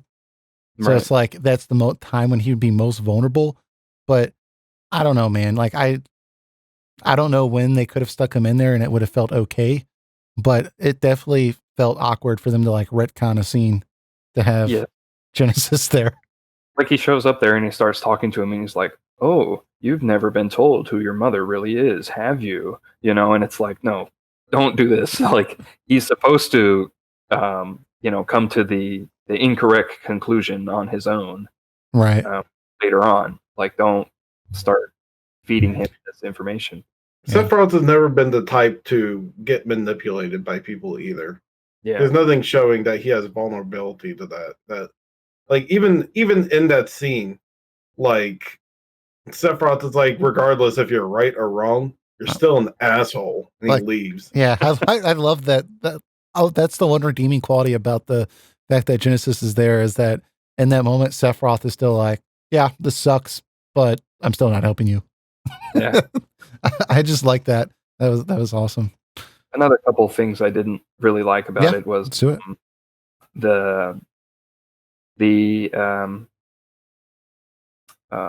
The battle with Sephiroth, right? You kind of have to win, right? Which doesn't make sense really in the context of the original game. Right. I feel like if what they should have done is if they had to put a battle in there, which they do, right? You want to fight Sephiroth in Crisis Core, right? That would be a pretty big disappointment if you don't fight him at all, and if it's portrayed as it is in FF7, where Zack literally runs in the door and then 2 seconds later he's like shot out the door. Right. That was very anticlimactic. So they should have had a battle like they did where like you can defeat him but make it very clear like he's just holding back, right? And then have a second battle where he's like actually trying, and then you have no chance and he just wipes the floor with you. That would have been more true to how the confrontation actually happened in the original game. Yeah. But instead, they have 2 battles where in both of them you win, but then in the cutscene he's like, "Nah, I'm done with you now," and you lose. And it's like that's kind of that was kind of silly, I guess. But because the game wouldn't let you skip a cutscene if you lost, factored with the fact that like I don't know, during those 2 fights with Sephiroth, like I like literally was like worried I was gonna die. Like he was. Like maybe I don't think I had done all the missions yet or something. Well, yeah, I actually did do a bunch of missions. I don't know. But they have that second scene where like you have to stay on the pipe and Sephiroth's trying to push you off. mm-hmm. Like I was like, dear God, stay on this damn thing. Like, please do not fall off. I mean, the boss fight was inevitable. I'm sorry, go ahead. No, I mean, I generally like the boss fight just because like I was glad we got to experience that. Whereas, like Stan pointed out, we didn't really get to see much of that in the original. But I do think Stan has a good point that, it was kind of silly that like they let you win only to lose. Yeah, and don't do the win in a battle, lose in a cutscene type of thing. If you're going to lose and the story requires that you lose, let the player actually experience losing, like in the battle, But try and play it like so that you still have that fear, like. You're saying like, oh no, if I lose, like it's going to be a game over. But then, just have the cutscene play out after like that you lost. So. Gotcha. Yeah. I know Sephiroth boss fight was inevitable in that game, but why did it have to be like an Advent Children style thing? Like it should have just been like they were fighting on the Genova thing right there, and then like Zack just gets like flown out like he was before. It's like now it's like they had this. Of course, it's like one of those. Of course, it had to be a big, goofy Advent Children like you fight. mean where they kind of fly down to a different room beneath the where Genova is and stuff like that. Like I know boss battle has to happen. I just wish it felt a little more natural and not forced in. Yeah. Well, I mean, just in general though. The Nibelheim incident, like it wasn't bad in Crisis Core, but I do think it was a lot better in the original. I mean, because I went back just for comparison, just to kind of watch it again on YouTube, both of the mixed up version in Cloud's head and then the actual version. And like in the original, that scene with like the music for one, like with like the heartbeat, like drum and like the choir and like the organ, like it just built so much suspense where you were just like on the edge of your seat, but there's just like, you can just hear the quiet in between that drum beat, right? It just added so much to that scene, that like so much tension that, I mean, the music in this version was good too. Like it was like this really sad piano music, but I think that like I could feel that tension missing. And then there were some other events that happened in the original that like they didn't show. So for example, like you actually travel with Tifa to the reactor in the original, and the bridge breaks, remember? And there's this moment where it's implied that, or it's said that one of the infantrymen that were with you, like he's missing and he might be dead or hurt. And Sephiroth says, I don't want it to sound cold, but we don't have time to look for him, so we have to keep moving. And like they didn't have that in the Crisis Core. They just showed you a series of photographs like for that event. And I like maybe it was because they didn't want to incorporate gameplay. But I think so, yeah. That might have been some cut content you were talking about. Yeah. Possible. Yeah. But some of the other bigger moments I thought were not as good was when you walk out into the city engulfed in flames. In the original, you see Sephiroth kill 2 people. Like he's like, you walk out and Sephiroth's like killing people in the streets. Whereas in Crisis Core, you just walk out and like you see Sephiroth and he's walking in the flames. It's implied he killed people, but you don't see it, right? And then I think the biggest thing that I did not like was, and this might be a result of Cloud's messed up memories, but like we actually see Tifa over her dead father, like crying, saying "Papa," and then she says, "I hate Shinra, I hate Sephiroth, I hate Soldier," and she grabs the sword and then runs in after Sephiroth. In Crisis Core, we just walk in and we see Tifa on the ground, right? Yeah, and it's implied all that happened. So I was just like, I didn't like that. Like it like this wasn't a bad interpretation of Nibelheim, but I was just like, man, they kind of goofed it up a little bit. It's not as good. It kind of came and went also. Yeah. Like it is not a long segment. It's like maybe an hour and a half. At the most, yeah. At most. Yeah. Which I kind of appreciate at the same time. It's a story about Zack, but it shouldn't be a story. The whole Nibelheim incident does not need to be a whole game or a major section of the story. Right. And I'm glad they agreed with that and just put it in. They're like, oh, we got to put it in eventually. So yeah. Well, that's the moment where Cloud and Zack are captured, though. Like, you know, it was still a big moment in Zack's life. But I agree with you. They didn't need to spend like a whole game just in Nibelheim. That would have been dumb. So one other quick thing that I didn't really buy or didn't like, they take 2 trips up to the reactor, right? There's the first one where then they see that the monsters are being created in the pod, and then they take the second one after the village has been burned. Yeah. Right. At the end of the first trip is where Genesis confronts him in the reactor, right? And Sephiroth says, you know, whatever, you're nothing to me, and he leaves. But then you come out and like there's a Genesis monster or copy or whatever that apparently attacked Tifa and Cloud, right? And he tried to protect her, but he wasn't strong enough, so she didn't notice him. Well, he still has the mask on. Yeah, but come on, man! Right? Like this reminds me of FF15 and Gladio and that suit, and Noctis is just like, that voice sounds familiar. Like, yeah, and like everyone knows who it is. But I'm sorry, keep going. Yeah, but like then whatever, Zack takes care of the monster, fine, whatever. But then like Cloud is hurt, right? So Tifa has to help him down the mountain, right? And she's there, like she's holding him up, and Zack is going to clear a path, right? Because there's still enemies there.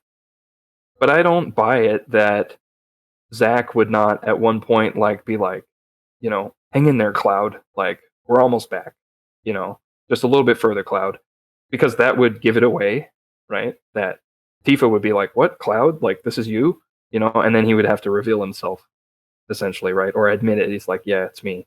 I didn't make it into Soldier.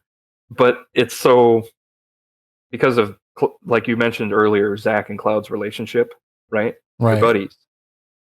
And so he's injured and making it down the mountain. I don't buy it that Zack would just kind of fight the monsters and clear the path and not talk to Cloud at all, like to try and get him through that. That doesn't make any sense. But that's what has to happen in the story, the way they've set it up, right? It's kind of it's contrived, basically. Yeah, they have a boss fight at the end of that reactor, and then more battles as you go down, and they want it to be like, oh look, like Tifa and Cloud are here helping each other, but Tifa doesn't know. I don't buy the fact that she wouldn't find out right there as a result of that situation. Yeah. It doesn't make any sense. It's stupid. Well, it's one of those things that like it didn't really make sense in the original game, but they kind of got away with it due to like the limitations of the graphics. you know, Mhm. but now that you have a little bit of voice acting and you like they've added additional scenes to make it even more awkward. Yes, like in the original, there's no scenes there at all. It's just they go up to the reactor, they find out that Shinra's been experimenting on monsters. Sephiroth kind of freaks out. He's like not sure who he is now, and then Right. there's nothing. It's just implied that like yeah, they all went back to Nibelheim after that, Right. and then Sephiroth went underground and started doing his research. There's no because there's no Genesis, right? There's no need to add additional conflict at that I would moment. put technological limitations on that too, because there's a lot of trekking back and forth type of deal Mm-hmm. Yeah. like that. And they're like, you know what? Let's save some time. Let's not like have to constantly do this. I think 90% of people who bought this game know this incident, so Yeah. let's leave it at that. It's not so much of an excuse. It's just so much trying to make some logic out of it. Right. Yeah. It was just a contrived situation to have Tifa and Cloud there together, but for her to not find out that this person is her childhood friend that she helped all the way down the mountain, even though Zack is right there, right? Yeah. You're telling me Zack never said his name once as they limped all the way down the mountain. Like, no. She had no idea. Yeah. Yeah, that doesn't make sense. Well, if you notice too, before that, when Cloud stabs Sephiroth, and the original, Cloud said like emotionally yells at Sephiroth like, "You killed my mother. You attacked Tifa. You burnt down my town. I hate you," or something like that. In Crisis Core, he just walks up behind him and very smartly just doesn't say a word and just stabs him, which like made a lot more sense, you know. But so yeah, they did change things for sure. I did like at the after all these events, after Sephiroth's been taken out basically in the live stream, that I did like the Zack clearing the way for Cloud. I thought that was a good like kind of showcase of him caring for Cloud, but I felt like there was way too much of that. Like that lasted way too long. And then like they get all the way into Nibelheim and like this is after they busted out. I'm sorry. So like they like Zack's clearing the way, and then he's like carrying Cloud, and okay, Cloud, hold on, let me clear the way here. And we get all the way to Nibelheim, and then like the soldiers come for some reason. They start trying to drag Cloud away, and Zack kills all these soldiers, and then Zack's like, "Let's go back to the mansion." I was like, "What? Why? This is a horrible idea." Yeah. It's another case of like they had to force some gameplay in there, because in the original that just would have all been conveyed through cutscene. Yeah. And yeah, like they just needed to shoehorn another battle in right there. And it's like, yeah, why would you go back to the mansion? You just leave the town immediately and like find a cave or like something to hide in, right? Yeah. Because they're gonna come back. Yeah. Right? They just sent like 200 soldiers at you and you killed them all, and then they're like, he goes back to the mansion to take a nap. Like, yeah, let me be asleep while they capture me again in the place I was tortured for 4 years. Yeah, and also like during that battle, you're like fighting the soldiers, and like one soldier goes over to Cloud and like starts dragging him away, and there's like a timer, and so they're like trying to put some urgency in this absurd situation. Yeah. Why wouldn't two soldiers just go grab Cloud by the shoulders and the legs, right, and just carry him off? Why does only one guy go over there when they have like all these soldiers? Well, how did they know? Were there that many soldiers that were there? Like, why was there so many soldiers at Nibelheim? This was like 4 years later. I guess whoever gives the orders, like Heidegger or Scarlet, must know that there's like Zack, a former soldier, is under Nibelheim. So if ever, they must have like a protocol or something for it, right? Some extra security. Like, yeah. Yeah, like if something happens, then like deploy like these people, this many, all to the village. Yeah. Makes sense. Yeah. I mean, that's basically all I have to say on Nibelheim. Did you guys just want to talk about the ending real quick before we get into some of the other stuff? Sure. Yeah. I really liked the gameplay aspect of the desperation with Zack and the ending of the game with him trying to, make it to Midgar. I even though it was silly to think about like in real terms, him taking on an army. Like I felt like just incorporating that desperation element into it was a really good use of gameplay and storytelling. So I liked it. I liked that a lot. I've already said the honor thing at the end didn't really mesh well with Final Fantasy VII, I thought, but the game by itself, I thought this game had a really good ending. Yeah, that was a really damn good ending. I'll give it credit for that. It was kind of a spectacle show for sure, but I mean, you do grow a little attached to Zack as a character throughout, and despite the faults of the game's story for sure. Yeah, and it's like the funny thing is, this is going to happen, and like you played FF7, you know what Zack's fate ultimately is, but it's like the way it's presented though, it's just done so well. It gets you emotionally very easily.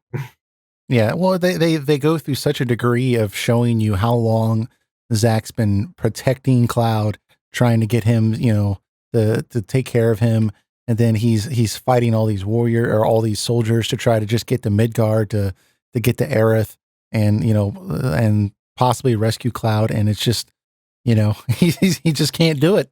He just can't do it, and I felt myself just like, oh, like is there a secret ending? Is it possible that like I could defeat all these soldiers and like I could get there and see some kind of secret ending? Because there's a part of me that just wanted to see Zack make it. True. Yeah. Yeah, I liked it. It was a good ending. I remember liking it before and then liking it again this time. Regarding the DMW and kind of how like they start going blank, right? Like as Zack is fighting the soldiers, and they give you like they interrupt. The only time I was happy that it that it interrupted me, right, was in that final battle, and then they give you kind of the scenes. It's supposed to be like kind of your life flashes before your eyes, before you die, yeah, before you die, and it was portrayed like within the gameplay, which was pretty good. I don't know if it actually saves that whole mechanic for me. Positive, but it was incorporated well at the end, at least. Yeah, and I kept waiting for. I like how they gave a little like, thing with Cissinei as well, some scenes with her, and I kept waiting for her to show up.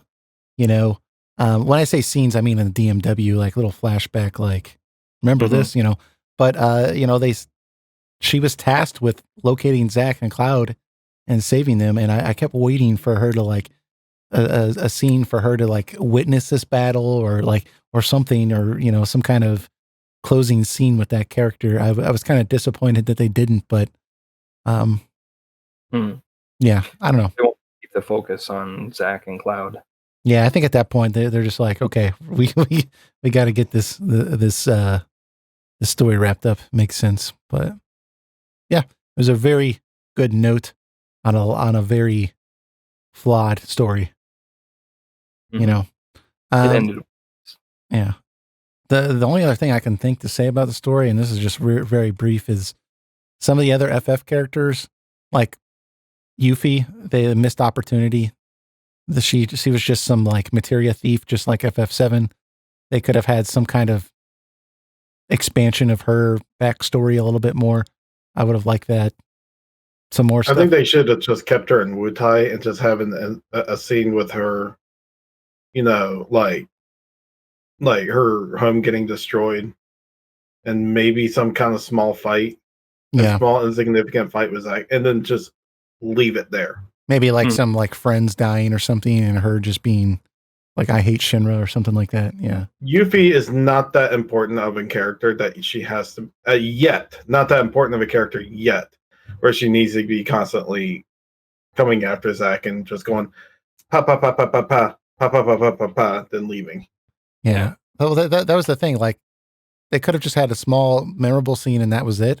But then they kept jerry-rigging her in these like missions where she was like, ah, ha, ha, ha, ha, and like stealing the materia and stuff. It's just like, this is stupid. Like, stop. That was dumb. Yeah. Here's the thing also is that she doesn't do that with Cloud at all in FF7. Besides, I mean, there's an incident where she steals the materia and goes, but she's not a antagonizing character to the group. Yeah. Well, I guess granted, you could say she was like 7 in Crisis Core, right? She is, yeah. Really young. So. She's 15 and 7, so 7 years ago that would make her 8. Yeah, something like that. Yeah, I guess exactly 8 actually. So. One more thing. Sure. That we didn't touch on with the story is the heavy references, right, to the original game. Oh, yeah. Oh my God. In there, and I think maybe at the time it's not good references. It's like South Park, like member berries or whatever I think they're called. Like the very opening of the game, like Zack comes in on a train, right? Yeah. Granted, you find out it's a simulation later, which is it's just cheap, right? It's a cheap way for a nostalgia pop, right? Right. It's like Zack comes in on a train. Who's he fighting? He's fighting Shinra soldiers. Or when he falls through the church. Yeah, he falls through the church. They're Shinra. They may look like Shinra soldiers, but they're actually Wu-Tai people in disguise. But it's a simulation. A simulation. It's like, why would Soldier create a simulation in which you fight Shinra soldiers that are Wu-Tai troops? You know, it would make a little more sense if you had the actual task of trying to figure out who's Wu-Tai and who's a Shinra troop. Yeah. Like, that would actually make sense in the mission. Be like, well, these are the kind of characteristics a person from Wu-Tai has that you need to look out for if they're in the Shinra suit or something. It's like, no, it's like, just put Wu-Tai people in. Why aren't they just people? Can I ask a question about that first mission here? I want to see if you guys know something that I don't. And so this is the first 10 minutes, like we're talking about here. At the end of that mission, Angeal stops Sephiroth, like simulation Sephiroth, not real Sephiroth, from like stabbing Zack, right? And then Angeal pulls out his cell phone and clicks like terminate simulation. And then you see like the world like start fading back behind them, like, oh, it's a simulation.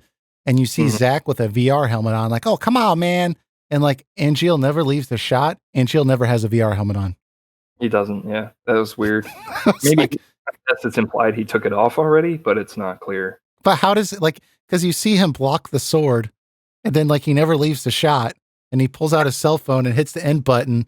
And I was just like, dude, come on. Like he never has it in his hand. Like it's just it was not a big deal, but I was just like, that was a very weird detail to overlook, including the Wu-Tai thing as well. But yeah. Also, like going back to the obsessive nostalgia stuff, there's a little mini quest, right, where you have to build the wagon. Oh, with the bar? Yeah, and you need wood, and this guy's like, I'm going to only give you wood if you help me name the bar I'm building in Sector 7. And then you have all these options, of course, but you can only proceed if you choose the correct one. Seventh Heaven bar, right? And you're like, so you suggest it to him, he's like, Seventh Heaven, right? And he's like, yeah, that sounds cool. He's like, and I bet there will be an underground. What's that? It says like, yeah, like, and then we'll have a busty woman working the counter, but she's kind of tough attractive looking. Woman we're working the counter. It's like, and then there will be a secret passage to an underground room, and down there will be like an anti-Shinra group, and it's like so heavy-handed and cheap nostalgia. Like Zach's like, you realize I work for Shinra, right? Like, yeah, it's just like, if you want to incorporate nostalgia, it needs to be subtle, at least in some way. This is like the least subtle way to do it. It's like the writer is winking at you. He's like, remember Episode 7? Remember? Wasn't that cool? This is a prequel. Yeah. It's so stupid. so yeah, like, so in case you ever wonder, Zack named the bar, and yes. Well, I just had a problem with Zack falling through the church. Like, Jesus Christ, Aerith, like all the men in your life, like fall through the ceiling of this church while you're in there. Yeah. Like is God just trying to hook you up with people? Like, this is the litmus test. You must fall through the ceiling. You know? That's another one. Yeah. The writer's telling you is like, oh yeah, look, he fell through the roof and the flowers broke his fall, just like you know who. Remember? You know? Yeah, it's just, oh man, it's so bad. It's so bad. It's Yeah, for sure. that was even more obnoxious than I remembered the first time.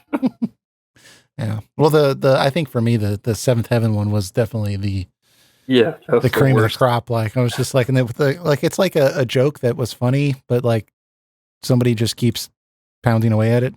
Mm-hmm. You know, when it doesn't need to be. But yeah, it was pretty bad. Was there anything else with the story you guys wanted to touch on? I thought I had something, but I'm trying to think. Let's see.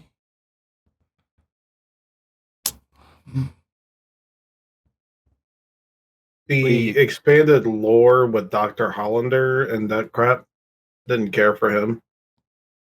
Yeah. Well, Dr. Hollander, he was like, his entire motivation was that he wasn't selected for promotion. And so he starts a war. I was like, this guy's really petty. Like, yeah. And then like, I didn't understand either. Like there was this note that you read while like you're looking through Hollander's laboratory that's explaining Project G for Project Gillian, right? Which is what made Genesis and Angeal. And it says the focus of Project G was to use ancient cells to get enhanced abilities of regular people, right? And then it says after that, the goal was to make more efficient Mako extraction efforts. And I was just like, how would that, like, that's not like, why don't you just use a better pipe or something? Like, why are you operating on people's DNA? But then later it says that Dr. Lazard, Director Lazard, who led Soldier, he left Soldier because he was funding Hollander's research after Hollander left with Shinra money. And it's like, I was trying to why was Hollander still continuing his research to perfect Mako extraction after he left Shinra? And then why was Lazard funding this? Yeah, I didn't care for that at all. I agree with Eric. Like it felt like it was just really pasted together very poorly. Mm-hmm. Yeah, Lazard and Hollander overall are two pretty forgettable characters. I did like how Hollander though had that tiny little wing on him. It was so adorable, dude. And he was still wearing the same shirt like 5 years later, like that yellow shirt, but it was all dirty now. Yeah, yeah. Oh my god. Yeah, and the reason Hollander he became a Genesis copy, or he took on Genesis cells, but the reason he didn't look like Genesis, I guess, and Lazard looked like Angeal was that Angeal could use Genova's abilities to take on other people's attributes. Is that, I don't know. That didn't make sense to me. I felt like they had the G cells. Yeah, but like Hollander still looks like Hollander, but Lazard turned into Angeal. Like, I don't know. Maybe there's a better explanation, but I thought that was kind of weird. So, yeah. Very, very messy. I feel like we've really covered the story pretty well, though. Is there anything else you guys want to touch on with it? I got through everything I had notes on. Not pretty much. All right. Very cool. Let's just move into the music and gameplay. I'll touch on the music a little bit. I thought it was a good soundtrack. I liked the Final Fantasy VII stuff. I liked the reoccurring theme with Zack. And I liked the heavy metal stuff in battle. I thought it was kind of cool. I liked 7's soundtrack better, but I didn't think this was a bad soundtrack. Did you guys have any comments on the music? It's a good soundtrack. I have little complaints. My favorite one's easily Price of Freedom, the one at the end. Yeah, that was a good one. That's a really good one. That the music really helped that scene. Mm-hmm. That was one of the biggest contributing factors for sure. Right, for sure. Yeah, I liked it. Some of the rock music I think gets a little too repetitive, I guess. Sure. Yeah, because it's played so much, and also the tracks themselves are kind of like, it's just like one heavy riff for the most part, just like played over and over sometimes. So I dug it, but yeah, it's just a little. I wish there was like kind of more variety pieces to the track. I Sometimes like the final battle theme too. That was pretty good. Yeah. Sure. And then there's some good remixes of the FF7 songs, like they have the main boss battle theme from FF7, but it's like in an even heavier style in here, and they save that for like the big fights, like the fights against the summons and stuff, and then it kicks in. Like, I enjoyed that. Yeah, I think it definitely was the highlight for the game for sure. So I liked it. How did you guys feel about the battle system? I know that this is probably one of the things that we have a lot of criticisms about, but let's just jump into it. Who wants to start? I mean, we've touched on it a little bit. Yeah. The combat feels very sluggish, is the best way to put it. And it has one of the most awful leveling systems ever made. Mm-hmm. Or it's just like you have no idea when it's happening. That's the general outlook of it. Yeah. No, from what I'm told, I think one of you told me, is that you inevitably get the 777 slot reel. Mm-hmm. But having your levels be behind chance is, or like just purely by RNG, is just, oh my god. Yeah, it's apparently it does have different variables that kind of make it more likely to happen depending on where you are in the story, I guess, or other factors. But I didn't really notice a trend. When I was in the final dungeon, I leveled up 3 times in like 10 minutes, but I had gone like 2 hours without leveling up before that. So it was definitely an odd, like I was appreciative because I hated that final dungeon, but it was definitely a odd mechanic to put in there.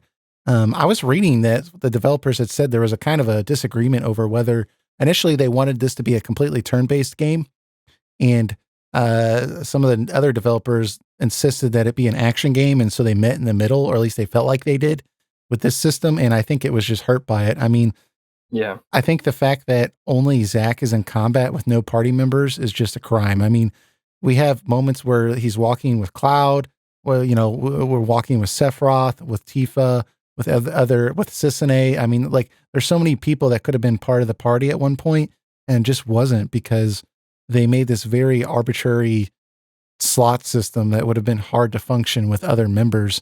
And it's just really, like, I like the various judgments the game would instill into combat at times. Like during boss battles, like I would get really excited when it would say no MP requirements, because then I'd be like, all right, we're going to start, Fire Ega just like endlessly to try to just take out some of these enemies, and just, or like nothing but critical hits. I would just drop materia and just like get in close and start, going to town.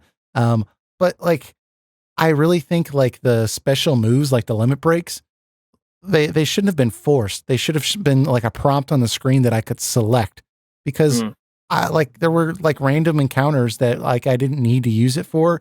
And like, it would be like a 45-second cutscene, maybe I'm exaggerating, but like, I'm like, dude, this is total overkill. Like one hit, this guy would be dead. And I'm like, it's stupid. And like Stan, you mentioned earlier, the slot machine mechanic for like the different judgments, right? That could have been in the corner, that didn't need to like stop the flow of combat. Like it just was very, very clunky. When it worked well, it was fun, but most of the time it just got in the way, I felt like. Yeah. For just a quick small comment about that limit break, he says the most random dialogue. And it also, there's this one where it's like, that's like, show me your honor. Then like he's out there like, don't tell me what to do. Then it's like some other random attack that has nothing. I'm like, what the hell is this? I'm like, why don't you just not talk during the thing? Yeah. And like there was some other one I can't remember on top of my head, but like they just take like two random voice dialogues they had, and they're like, nah. Well, I really enjoyed when I was fighting Genesis that like Zack remembers a scene from Sephiroth, and like I have like a whole little cutscene, and he's like gaining motivation from Sephiroth, and I'm like, dude, you just like this is after you just witnessed him murder an entire town. You know, like I was like, is he still really inspiring to you? Like, you know, so yeah, Sephiroth should have been taken out from that point. yeah, that doesn't make much sense. It was really weird. I thought the concept though behind the like relationships and like those characters' moments influencing battle, I felt like that was a good idea. It just was implemented poorly. So yeah, and I don't know, man. Party members, I could have used some party members. Yeah. Another big issue I have with the combat, other than the slot machine mechanic, is Zack's attack ability. Just like the standard attack you can do, it's just for, I don't know, 80% or more of the enemies you fight. It's just way too good. You hit the enemy and it stuns them for so long that you can just hit them again, and they can't do anything, and you can just like lock them down. Yeah, and compound it, you can get behind them, and anytime you attack an enemy from behind, it's an automatic critical hit. So most of the game, for all the regular encounters I was fighting, I just ignored materia because materia cost me MP and other things to use, right? Right. Why would I do that when I can just go behind the enemy and you know, maybe I have to avoid their attack or a little bit, or do like one dodge roll and then I'm behind them. And then just like mash attack until they die. For a lot of the enemies, like a lot of the random encounters, especially when I was doing a lot of the missions, like I had a podcast on the television, like on a different, you know, like on my computer that I was watching while I was playing the game, and I would just watch the podcast while I kept pressing X. And you would win, yeah. You know, but I would like, you know, for boss battles, I couldn't do that. But, and every now and again, I would find a random encounter that was a little more challenging where I'd have to use like protect or something like that to try to get through it, you know, heal a little bit. But yeah, most of the time it was just X, you know, just attack. And that was just like all you had to do. Yeah. I hate how it felt like a command each time, for sure. Like the other abilities, that's fine. But the main attack button should have been like more combo friendly, like sort of like Kingdom Hearts in the way. And then you can use the other materia. Yeah. You know, as your form of command. It's like that was just an unnecessary step right there to make it feel cluttered. Yeah. And it just has too much utility. Like, it's so good that like I have other options like materia, like fire or Firaga even, that are just like worse than the thing that I've had since the beginning of the game. Right? For most encounters, right? There are some boss encounters where it's like, yeah, you want to let loose and use some magic, or every once in a while you have to heal yourself, right? Yeah. But for the most part, like, you can get through a vast majority of the encounters by just carefully getting behind the enemy and then just mashing attack against them. And it's not very satisfying if the enemy is just a HP sponge that is in the way, you know? There are certain enemies, I'll say later in the game, where I found that, you know, they utilized the resistance element, right? Like certain enemies would be highly resistant to physical attacks, and I had to use certain types of magic, or I had to use, you know, special like materia to make sure, or attachments to make sure I'm not poisoned or I'm not silenced, you know. So there was a little bit of variety in the later half of the game that wasn't there in the early part of the game, I think, for sure. What, and we can keep talking about the battle system, but just to expand a little bit, how did you guys feel about the equipment system? Pretty standard. Yeah. Nothing difficult. I never really care for like when you have to synthesize things together to make one big thing. And I mean that's fine if you want to do like special weapons or something like that. But like the whole materia core concept of like level this, infuse this, the materia chart. or the fusion. Yeah, deal with this whole chart and everything. Like, it's. I mean, some people like it, which is fine. Just personal opinion. I don't care for stuff like that. They did a similar thing in Birth by Sleep and Kingdom Hearts. I didn't like it there either. Yeah. Yeah, it was too obtuse. Like, you didn't know what you were going to get, right? But they would allow you to preview. They allow you to preview, like, so you put Materia 1, Materia 2, you're going to get Materia 3. But it wasn't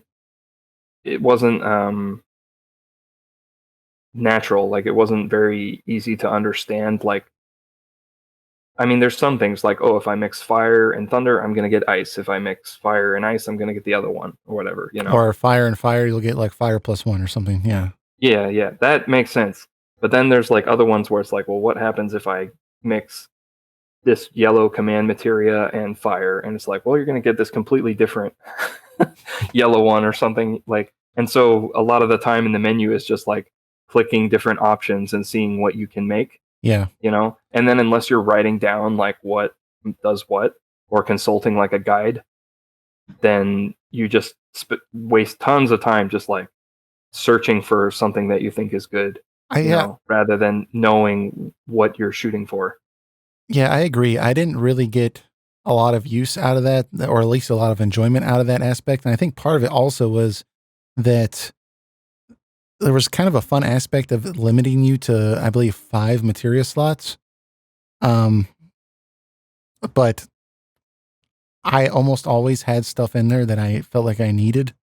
Like I didn't want to give up, so like I'd have one that was like HP plus like it was like the max, it was mastered, right? And I didn't want to give up on like 5,000 HP, so I just keep that on there. And then I also had different things like Kiraga, and I would have like one fire spell, I'd have a protect spell, and so I had the core essentials that felt like I needed. So the idea that I would synthesize something for something like really cool was a good concept, but there wasn't any place for me to stick it, I felt like. And I didn't want to give up anything else to be able to like use any of the materia I could synthesize. It wasn't, There's not a big motivating factor to like experiment with it a lot unless you just want to try out different things. But like there's nothing in the game pushing you to be like, no, by this point in the game you need to have like really understood materia fusion and like like crafted this great spell or anything, or this amazing command materia or anything. It's kind of just like you said, you can find the stuff you're comfortable with that and just like ride through with that for most of the game. Yeah, for sure. Yeah, and then we talked about the DMW thing as well. It was kind of cool, but I just kind of let it flow the way it happened, and that was the extent of it. I didn't go out of my way to try to like boost the score I had with certain characters or anything like that. Yeah.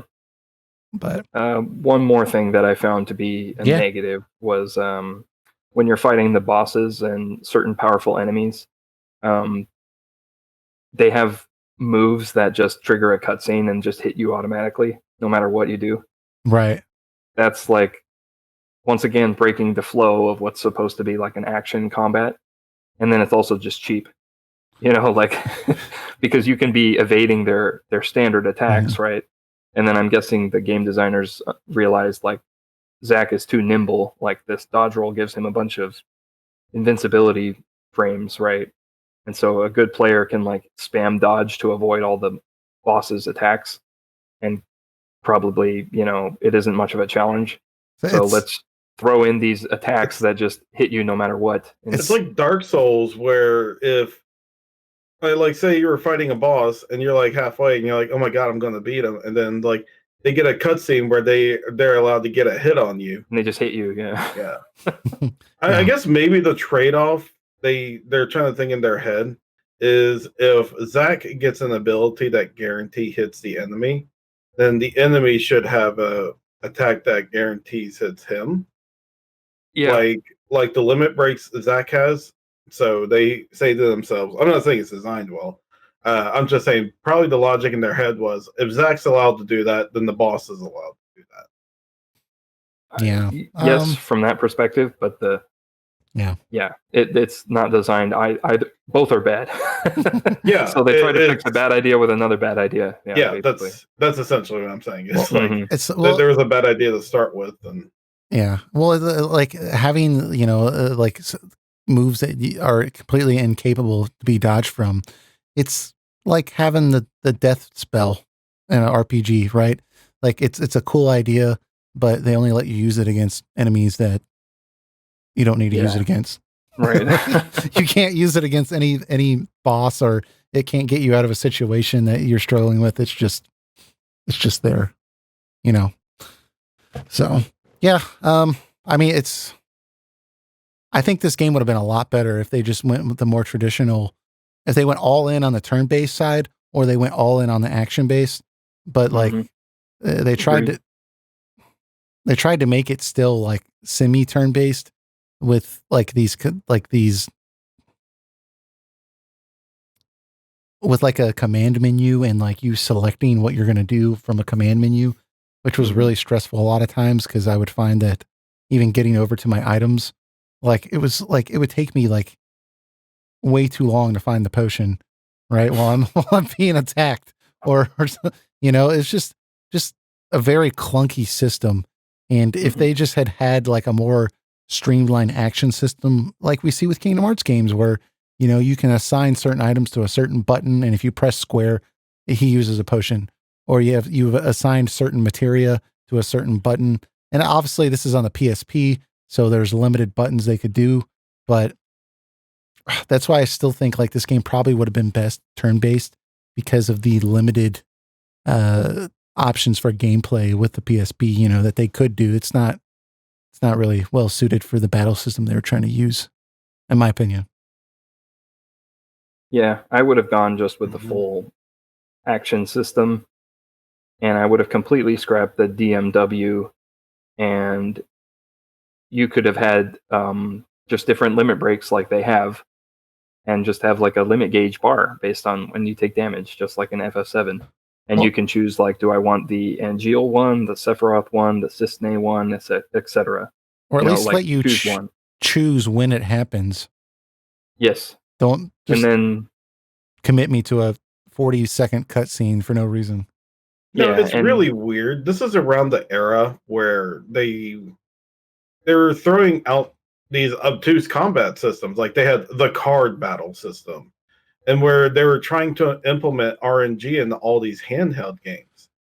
And I don't know why. Japan had some huge hard-on for like these like random systems. Like the Kingdom Hearts was mostly famous for it, but they brought that over the Crisis Core also. Like RNG, everything's got to be RNG in these combat systems, and it was driving me nuts. Like I can name my least favorite games in Square Enix. I guarantee they have some form of card system or RNG in it. I think back then they really felt like RNG was the way to make endless content, and like it was a benefit, right? To have like an RNG dungeon where like every time you go in there, it's something different, or like the RNG gameplay elements, so you really never know when it's going to happen. And like it just I feel like they think it adds uncertainty, but also just enhances the gameplay. But really, what it does is it makes it feel just lazy, and cheap, and it's hard to plan, and it doesn't make you feel like you're really contributing much, because you're just like at the whims of like whatever's going to happen. It's I'm glad we've kind of gotten away from that a little bit. Yeah, I really don't like it in games when the control's taken away from me. Yeah. Or something I could not prevent. Yeah. Yeah, for sure. Like if I died to something because an enemy got to have his cutscene, or he got the winning roll or something, that feels like more like gambling than anything. And then it's like just roll the dice and hope for the best. That's not how I want to play. I want to play. If I die in a game, I want it to be because it was my mistake, not a bad hand the game gave me. Yeah. I like I said at the beginning, I do like the judgment wheel type thing. It kind of reminds me of Shadow Hearts a little bit, where like because a judgment's been made based off the slot machines, suddenly you'll have no MP requirements for the next 20 seconds or something like that. I like that. Like it's kind of fun. So I think that they could have used that idea a little bit more effectively, I think. And I think they really, if they were going to remake this game, like they would really need to focus on just like the flow of combat and like making it smooth and buttery and like why does it have to say activating combat zone or whatever? Like every time I go into a battle, like it's just they could have streamlined this so much more so, and it would have been such a more pleasant experience. It was a very poorly implemented. We can keep talking about this, but also I just wanted to throw in there also that if you have any thoughts on the missions or mission thing that you can do to get extra money, if like, if that was a good element of the game, maybe you can comment on that. Boring, uninspired. RNG dungeons.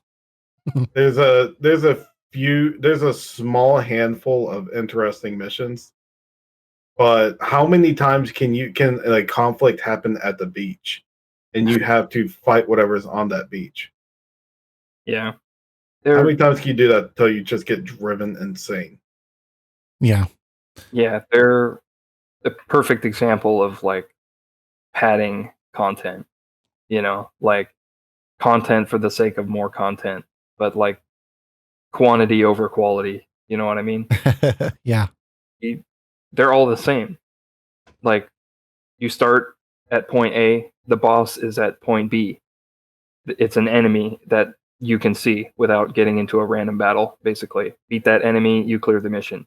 There's a little bit of loot, scattered on some branching pathways. But for the most part, you just go from A to B, you beat the boss, you beat the mission. That unlocks the next mission. You do the exact same thing again maybe on a different map, right? But then there's only like 5 or 6 maps total. And and you just repeat the same maps, but you just go through a different section. I actually like they're like I enjoy like the aspect of grinding. Like I like to grind, so there's a loop in the missions that I kind of like, but like the missions themselves, like you're emphasizing here, just were not enjoyable. They like it was all just a random generated map, and it was get from one side to the next. There might be a treasure chest you could find along the way, but defeat the enemy at the end. And it was very uninspired most of the time. And, like it would give you far too much money. Like before I was leaving Midgar, I wanted to do as many of the missions as I could, because I read somewhere that, a lot of these missions would become unavailable. So I did like missions for like 5 hours. Right. I did quite a few too before I realized like, oh wow, yeah, I've done like 20% of them, and I'm like bored to death at this point. Like, okay, let's just finish the game. That's kind of where I got like, okay, if I'm missing anything else here, I don't care. I don't care, yeah. Because it's just there.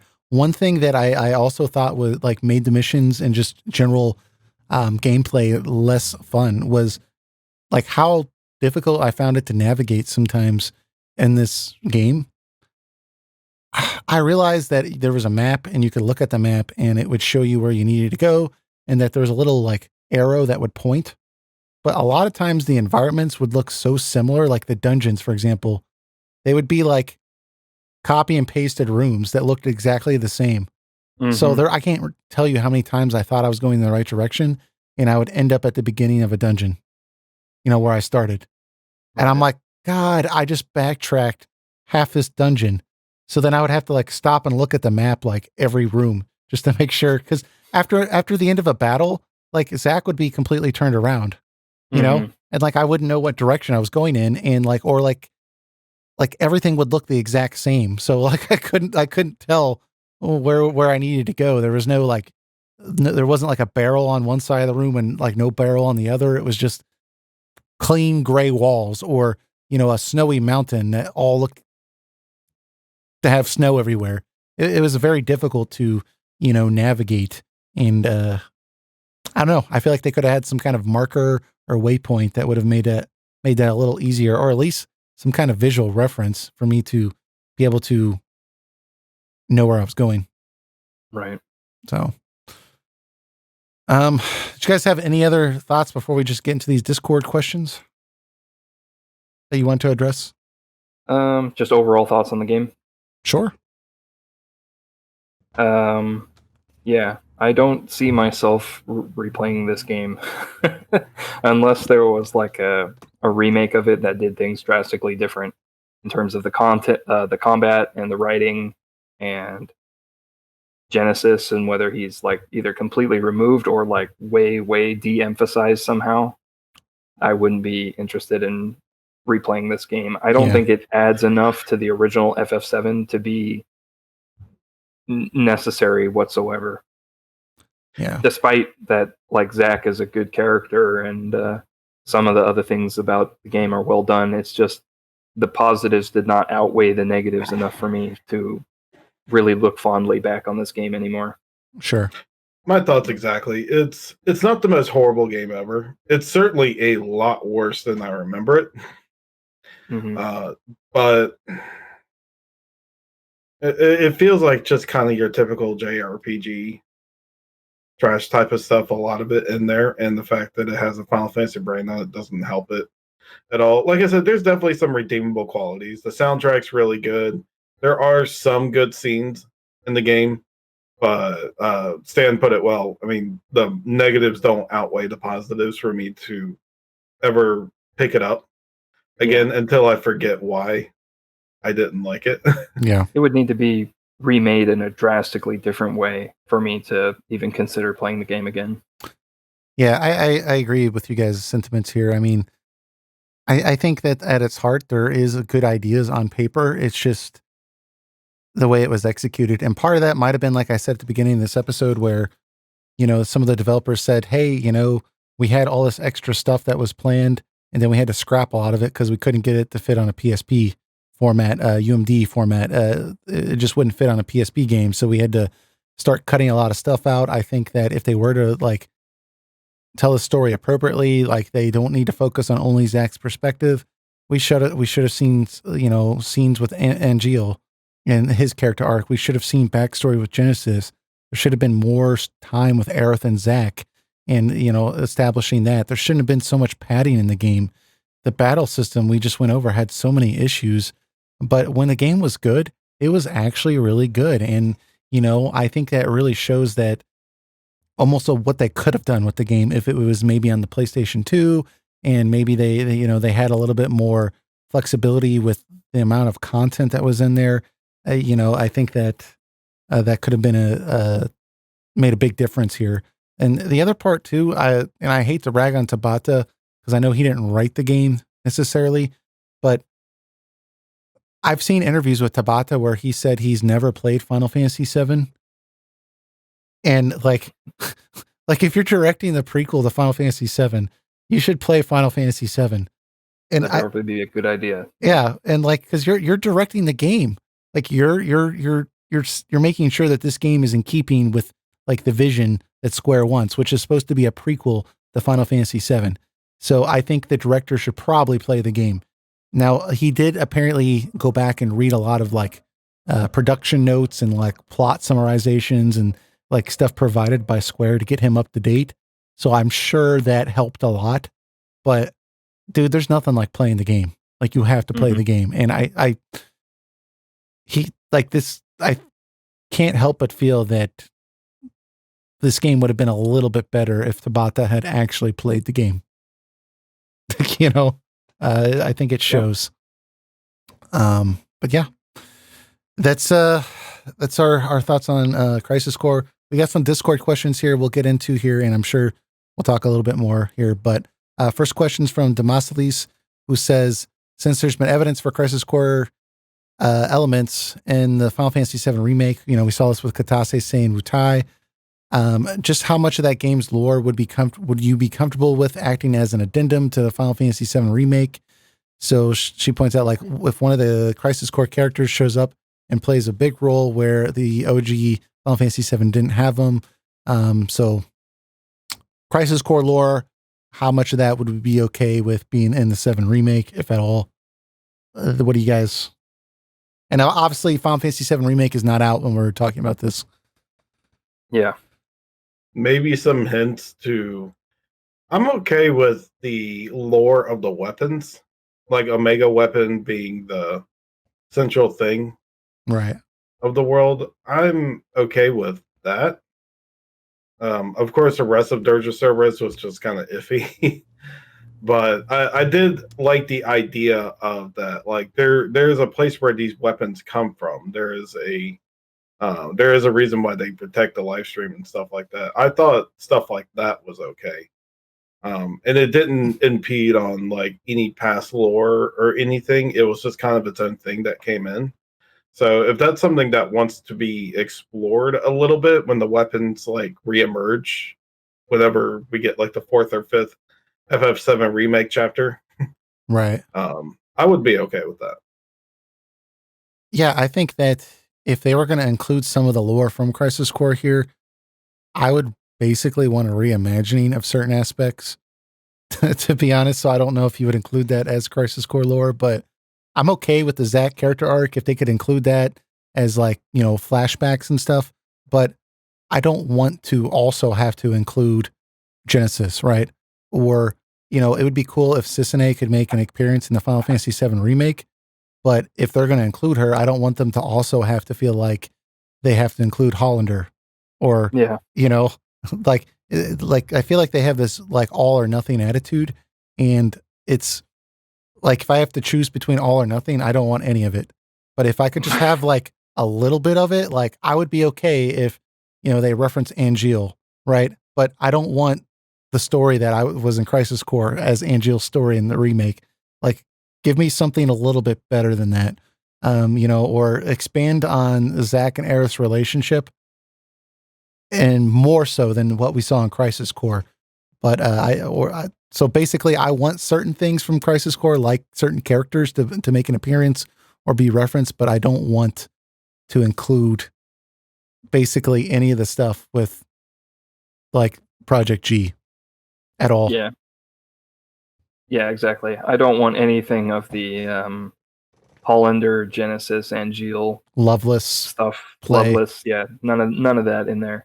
And then that's just like you said, like, well, we wouldn't mind seeing maybe Cissinei make an appearance or be referenced or something by the other Turks, but then we don't want to ask for that, because then they'll put in the other things that we don't want in the game. So, yeah. I think Cissinei would probably be the most harmless, because she can just be part of the Zack side quest. Maybe just a small extension to that, like Cloud in the group. Like they're at a farm or something, and like she's like retired working like on the landscape or something. She would have to like while she's working, you just go up to her and she like mentions she used to be a Turk, and you know, she had strong connections to Zack, and she could probably give you information you need to get to the next spot. It would be cool if maybe she was doing like her own detective work, and she's like trying to find Zack because she's heard rumors that he's not dead, but people are mistaking Cloud for Zack. And so she's tracking Cloud. But the thing is, where are you going to include Cissinei? Because it would have to be much later. Yeah, otherwise she's going to spoil. Otherwise she's going to recognize Cloud, yeah, and it would ruin the surprise. Yeah. Yeah. So unfortunately, I don't think she's going to make an appearance unless she never interacts with Cloud in the first game. So that's unfortunate for sure. But you could have it just be briefly mentioned, I guess, that like when Elena joins the Turks, that she's like the replacement for Cissinei, essentially, because Cissinei, like you said, probably quit over the what happened to Zack. She didn't want to support Shinra anymore. Or not even that. Just maybe you can have a scene where like Elena fumbles up on something, and then Reno goes like, you know, like Cissinei never made these many mistakes. Yeah, if Or only something like Cissinei that were with an here. offhand comment. Yeah, something like that. Yeah. That could be a nice little harmless reference. Yeah. I do hope they're able to work her in there somehow, because that'd be cool for sure. Yeah. So that's all I got for lore from Crisis Core. Was there anything else you guys might want to see in the remake from Crisis Core? I mean, when they do I would like to see more of Zack's story in the remake than what we got in the original, because they kind of give you little snippets, but if they could tell a little bit more as a flashback, they could expand that scene of his death, I guess, a little bit. That would be cool. Yeah. Yeah. For sure. She also asks, what do you think about the fact that the game's never been ported outside its original release? Meaning, licensing issues, hardware, software, etc. What do you guys think about that? That's pretty. One of the obvious things is they use GAC's likeliness to make Genesis. Right. And they have the right to distribute physical copies of the game, but they do not have permission to digitally distribute the game. They would have to sign another deal with GAC or whatever other companies that they have to get that out. They would have to get royalties on every sale, presumably. Yeah. And I hear GAC's not the most the nicest guy in the world to deal with. So that may be another factor. The other factor can be that they've had the FF7 remake planned for a while now, and since they're doing a reimagining, they don't want these re-releases to put ideas in new audiences' head, like, oh, when does Dirge of Cerberus happen? Right. And this doesn't line up anymore. What's up with Crisis Core? This doesn't line up anymore. Yeah, I think that's probably more likely. Like, the royalty thing is an issue for sure, but they had to do the same thing with Dragon Quest XI and the orchestra music. Like, they just bit the bullet and they're like, you know what, this is going to sell. We're going to make money. We'll just pay the royalties. I think that Crisis Core, like a remaster, on the Switch would sell really well. So I think that it has to be other issues like Eric's pointing out, and I think that's only emphasized from their past behavior, because like they have the Final Fantasy Last Order anime thing, right? And I watched that, and then I read up on some of the, history behind it and everything. And Square Enix just dropped that like it was cool, because like a lot of the fan base was not happy about the Last Order because of the way they changed the Nibelheim incident. Like, one of the biggest things is in it, Cloud never pushes Sephiroth off. He never defeats him. Sephiroth just jumps off and he's like smiling while he's going into the live stream.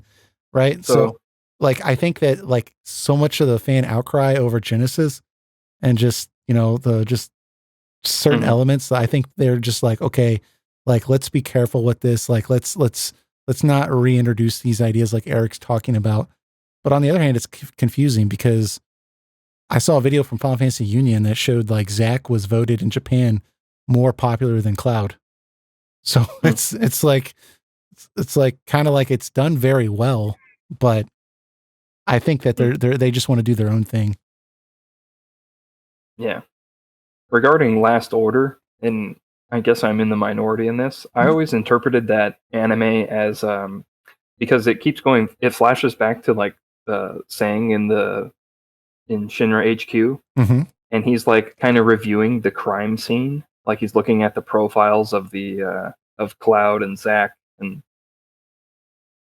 I always thought that like the events of like you said, Sephiroth jumping off into the live stream instead of Cloud defeating him and throwing him off, I always thought that was like Tseng's interpretation of what must have happened, and that's why it was inconsistent with what happened in Final Fantasy VII. That's a good point. That's a really good point. I just know he's reviewing the facts and he's like, well, it's Sephiroth. It's the greatest soldier ever. There's no way he was defeated by this infantryman, even though we find the infantryman's body in that chamber where Sephiroth was. Yeah. He's probably trying to piece it together, and he's like, Sephiroth, for whatever reason, must have jumped into the live stream.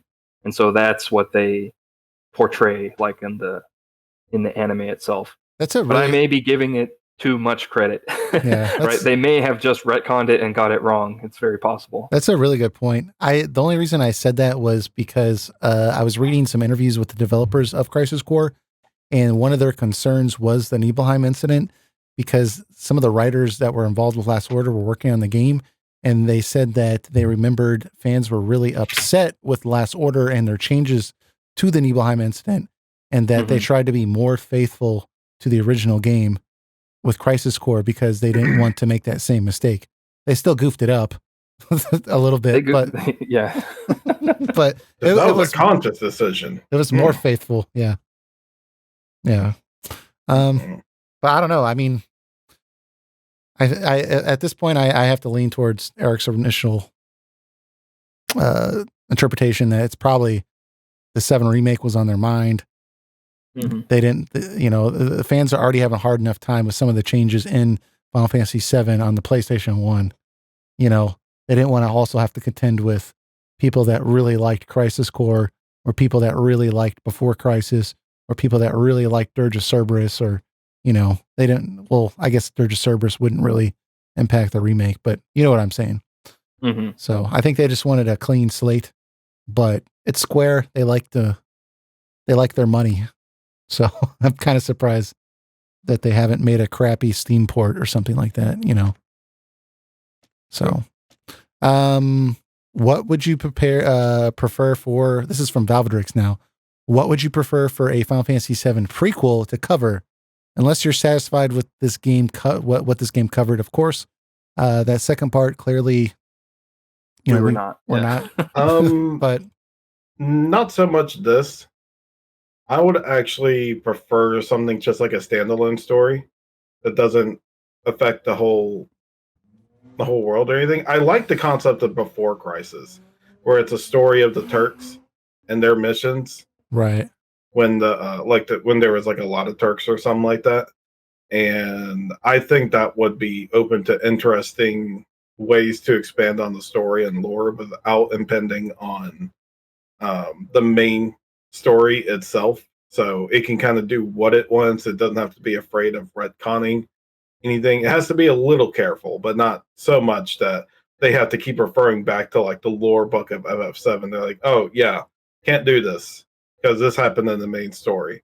It's like just have your own cool little thing.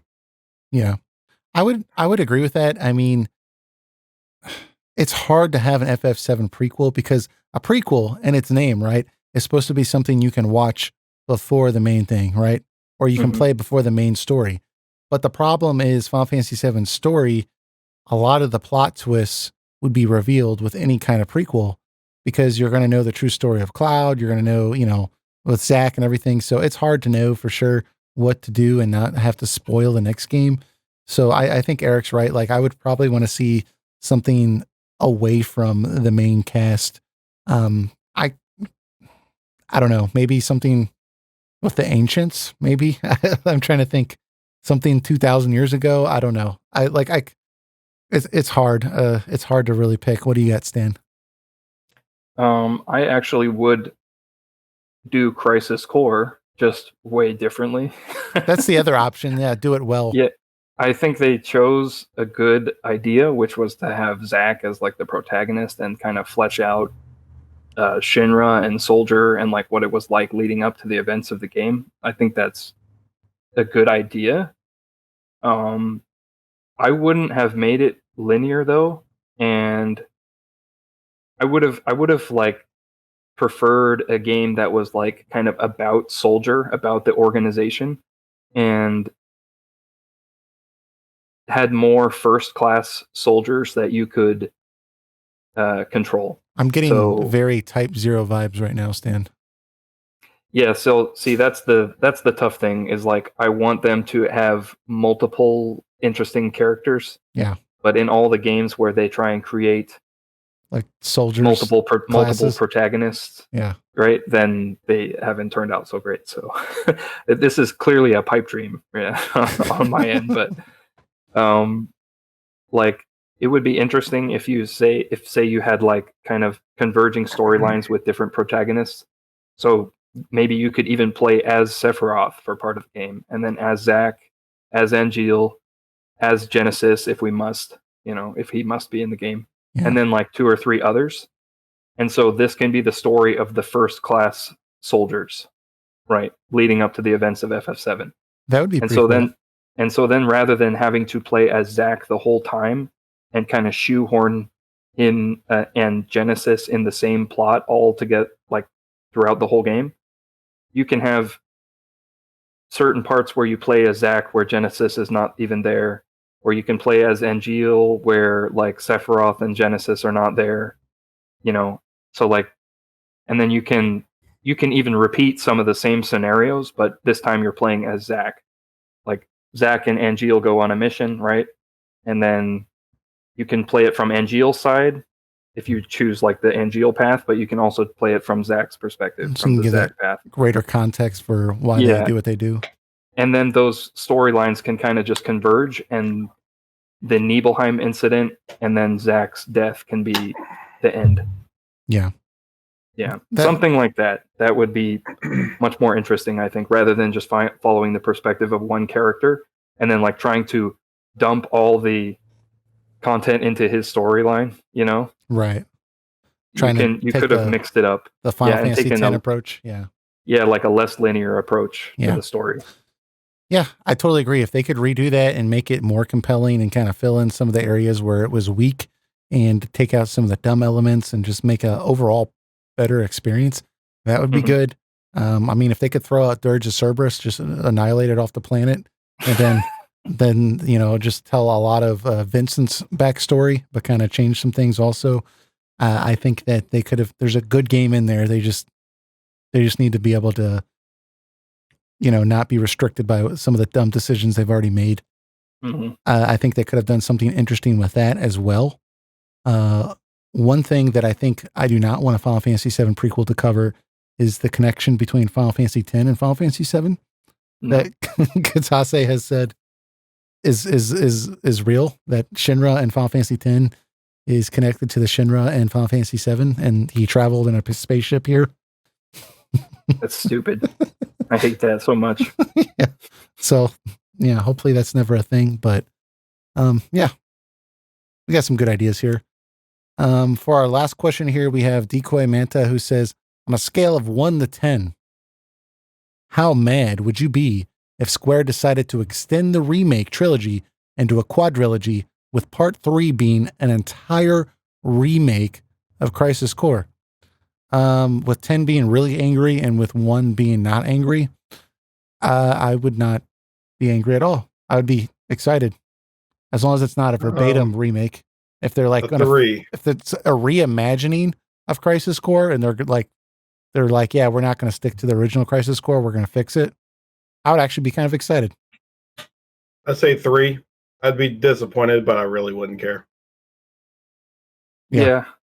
I would be like, okay, so as long as we get Final Fantasy VII from beginning to end, right, and however many parts that is, before they focus any of their efforts on compilation material being reimagined or remade, then I would be fine with it. But if they're like devoting resources, like if FF7 remake is not even complete yet, and they're starting, and they're announcing things like, we're going to redo Crisis Core, we're going to redo whatever, Advent Children or Before Crisis or whatever it is, then I would be ticked off, because I'd be like, no, you haven't even finished this project, right? You should be focusing on that. Yeah, I totally agree. I would be, honestly, now I'm thinking about it, a little apprehensive too, because knowing Square, they wouldn't even start planning Crisis Core remake until after 7 remake is done.